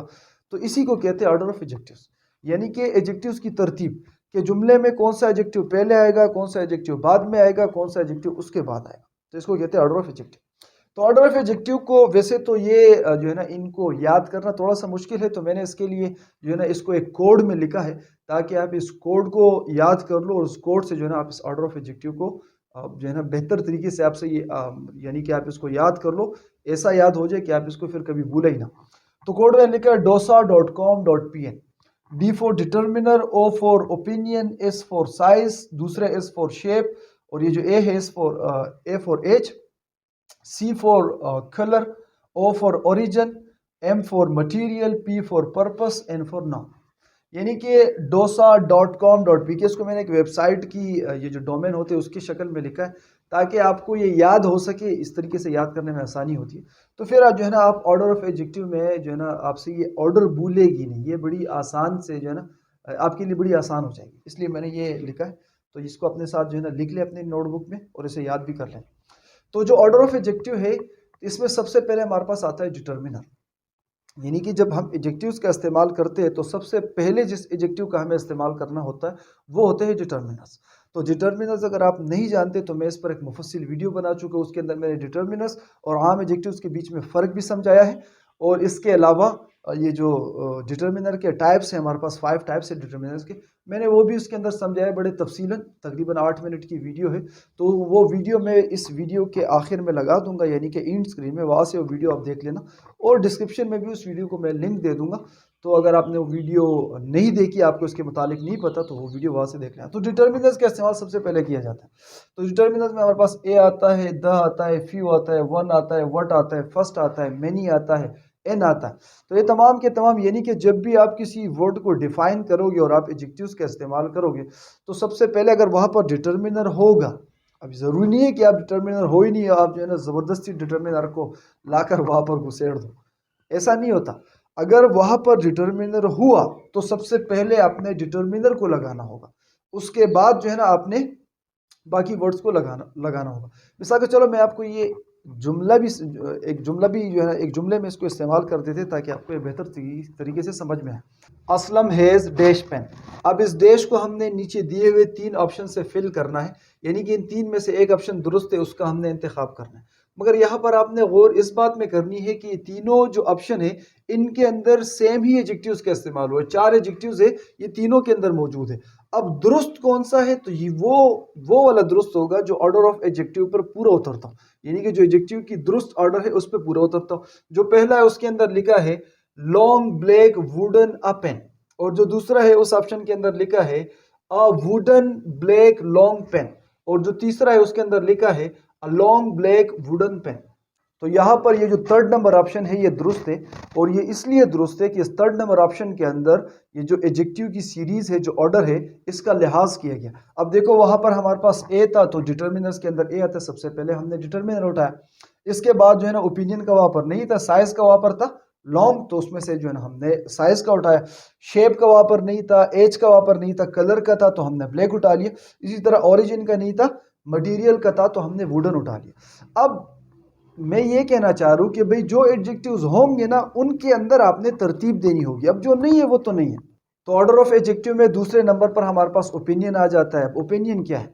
किसी को खूबसूरत कह देना ये आपकी राय हो सकती है, किसी को क्यूट कह देना ये आपकी राय हो सकती है, किसी को हैंडसम कह देना ये आपकी राय हो सकती है, किसी को वाइज कह देना ये आपकी राय हो सकती है। तो भाई ये ओपिनियन ही तो है। तो दूसरे नंबर पर हम ओपिनियन रखते हैं, तीसरे नंबर पर हम साइज रखते हैं। अब किसी चीज़ को बड़ा कह देना उसका साइज है, किसी चीज़ को छोटा कह देना उसका साइज है। जितने भी ऐसे वर्ड्स है कि जिनसे किसी चीज़ के साइज का पता चले, तो वो उनको फिर हम तीसरे नंबर पर रखते हैं एडजेक्टिव की ऑर्डर ऑफ एडजेक्टिव्स में। चौथे नंबर पर हमारे पास शेप है, कोई चीज़ किस तरह का बना हुआ है, ठीक है ना, ये हमारे पास उसका शेप कहलाता है। यहाँ पर मैंने लिखा है सर्कल है, राउंड है, स्क्वायर है। अब जितने भी शेप्स के नाम है तो वो तमाम के तमाम ही शेप्स में आते हैं, और इसके अलावा ऐसे एडजेक्टिव्स के जिनसे शेप जाहिर हो तो उनका शुमार भी जो है ना शेप में किया जाएगा। तो उस सबसे पहले हम डिटर्मिनर को रखेंगे, फिर ओपिनियन को रखेंगे, साइज को रखेंगे, शेप को रखेंगे, उसके बाद एज को रखेंगे। तो यहाँ पर हमने लिखा है ओल्ड, लिखा है न्यू, लिखा है मॉडर्न, लिखा है एंशियंट लिखा है। तो भाई ये ऐसे वर्ड्स है कि इनसे हमें किसी चीज़ के एज का पता चलता है। तो इसी सीरीज को हम फॉलो करते हुए एडजेक्टिव को लगाते जाएंगे, इस्तेमाल करते जाएंगे। इसके बाद फिर कलर की बारी आ जाती है, वाइट हो गया, ब्लैक हो गया, ग्रीन हो गया, रेड हो गया। उसके बाद जो है ना ओरिजिन की बारी आ जाती है। ओरिजिन कहते हैं इर्तिका को, कि भाई कोई चीज़ कहाँ से ताल्लुक़ रखती है, उसकी ओरिजिन है, कोई चीज़ आई कहाँ से, ठीक है। अब कोई चीज़ जो है ना, कोई मोबाइल पाकिस्तानी हो सकता है, कोई लैपटॉप जो है ना वो चाइनीज़ हो सकता है, यानी कि चाइना का बना हो। कोई खेप आप ले लीजिए, इंडियन हो सकता है। तो भाई ये भी ऐसे वर्ड्स होते हैं कि इनसे जो है ना ये भी एडजेक्टिव होते हैं, किसी नाउन को ये मॉडिफाई करते हैं। जैसे कि आप ले लीजिए, अ पाकिस्तानी बॉय केम टू सी मी, एक पाकिस्तानी लड़का मुझसे मिलने आया। तो पाकिस्तानी बॉय, तो यहाँ पर ये पाकिस्तानी इस बॉय को मॉडिफाई कर रहा है, तो लिहाजा ये पाकिस्तानी यहाँ पर एक एडजेक्टिव हुआ, और ये बॉय नाउन है। एडजेक्टिव जो है ना वो इस बॉय नाउन की मॉडिफिकेशन कर रहा है। तो ये हमारे पास आ जाते हैं ओरिजिन में। इसके अलावा मटेरियल है कि भाई कोई चीज़ किस किस चीज़ से बना है। तो यहाँ पर उसमें हम जो है ना वुडन ले सकते हैं, यानी कि लकड़ी का बना, वूलन ले सकते हैं यानी कि ऊन का बना, इसी तरह गोल्डन ले सकते हैं यानी कि सोने का बना। तो जितने भी ऐसे एडजेक्टिव्स हैं कि जिनसे हमें ये पता चले कि भाई वो कोई चीज़ किस चीज़ से बनी है, तो वो फिर हमारे पास मटेरियल में आते हैं, और उनको हम इसी तरतीब में रखेंगे। चलो मैं आपको इसका भी जो है ना एक एग्जांपल बता देता हूँ। I bought a wooden chair, तो मैंने जो है ना एक लकड़ी की बनी कुर्सी खरीदी। अब यहाँ पर वुडन से चेयर की वजाहत हो रही है, तो लिहाजा वुडन हमारे पास एक एडजेक्टिव। इसके बाद जो है ना फिर हम पर्पस को लगाते हैं। तो पर्पस क्या है? अब ऐसे एडजेक्टिव्स होते हैं ना कि वो उनसे हमें किसी चीज़ के पर्पस का पता चलता है। जैसे कि यहाँ पर मैंने लिखा है जंपिंग, यानी कि जंपिंग शूज़। ऐसे शूज़ को जिनका इस्तेमाल जो है ना छलांगे मारने में किया जाता है, तो वो जंपिंग शूज़ कहलाते हैं। अब जंपिंग जो है ना शूज़ को मॉडिफाई कर रहे हैं, तो लिहाजा ये शूज़ का पर्पस बता रहे हैं। तो ये ऐसे एडजेक्टिव्स है कि ये पर्पस बताते हैं। इसके अलावा स्विमिंग, तो स्विमिंग सूट, एक ऐसा सूट जिसके अंदर स्विमिंग की जाती है। तो ये ज़्यादातर ऐसे एडजेक्टिव्स होते हैं कि इनको आईएनजी फॉर्म से जो है ना बनाया जाता है। ज़रूरी नहीं है कि तमाम, मगर ज़्यादातर ऐसे होते हैं कि इनको आईएनजी फॉर्म से बनाया जाता है। तो इनका इस्तेमाल जो है ना ये फिर ये मटेरियल के बाद किया जाता है और नाउन से पहले। और आखिरी जो है ना जो इस्तेमाल हम ऑर्डर ऑफ एडजेक्टिव में करते हैं वो है नाउन, ठीक है। अब बाज़ औक़ात ऐसा होता है कि एक नाउन जो है ना वो दूसरे नाउन को मॉडिफाई कर रहा होता है। ज़रूरी नहीं है कि जो है ना एक पेवर एडजेक्टिव आके किसी दूसरे नाउन को मॉडिफाई करे। एक नाउन भी जो है ना वो एक एडजेक्टिव बन सकता है और वो किसी दूसरे नाउन को मॉडिफाई कर सकता है। एग्जांपल में मैंने लिखा है टेनिस बॉल, तो यहाँ पर टेनिस भी एक नाउन है, बॉल भी एक नाउन है, ठीक है ना। तो यहाँ पर ये जो टेनिस है ये हमारे पास एडजेक्टिव की तरह काम कर रहा है, इस बॉल को मॉडिफाई कर रहा है। इसके अलावा मैंने लिखा है डायमंड रिंग, तो डायमंड भी एक नाउन है, रिंग भी एक नाउन है। तो ये जो डायमंड है ये यहाँ पर एडजेक्टिव की तरह काम कर रहे हैं। ये बता रहे हैं कि भाई रिंग तो है, किस किस्म की रिंग है, कैसी रिंग है, डायमंड की रिंग है। तो जब भी इसका तो बड़ा ही आसान सा फंडा है, जब भी दो नाउन एक साथ आएंगे ना और एक दूसरे को मॉडिफाई कर रहा होगा, तो जो जिस नाउन का इस्तेमाल पहले किया गया है तो वो हमारे पास एडजेक्टिव होगा वहाँ पर, और ये जो जिसका इस्तेमाल बाद में किया गया तो उसको हम नाउन कंसिडर करेंगे। तो ये एडजेक्टिव का जो है ना, ये एडजेक्टिव की ऑर्डर है। एडजेक्टिव के इस सीरीज से हम एडजेक्टिव्स को जुमले में लगाते हैं, तब जाके जो है ना ग्रामेटिकली जुमला हमारा दुरुस्त बनता है। तो मुझे उम्मीद है कि आपको ये लेक्चर समझ में आया होगा और आपको ये वीडियो पसंद आई होगी। अगर आपको ये वीडियो पसंद आई तो वीडियो को लाइक कर दो, अगर नए हैं तो चैनल को भी सब्सक्राइब कर दें। अपना बहुत सा ख्याल रखिएगा, अगली वीडियो में मिलते हैं। अल्लाह हाफिज़।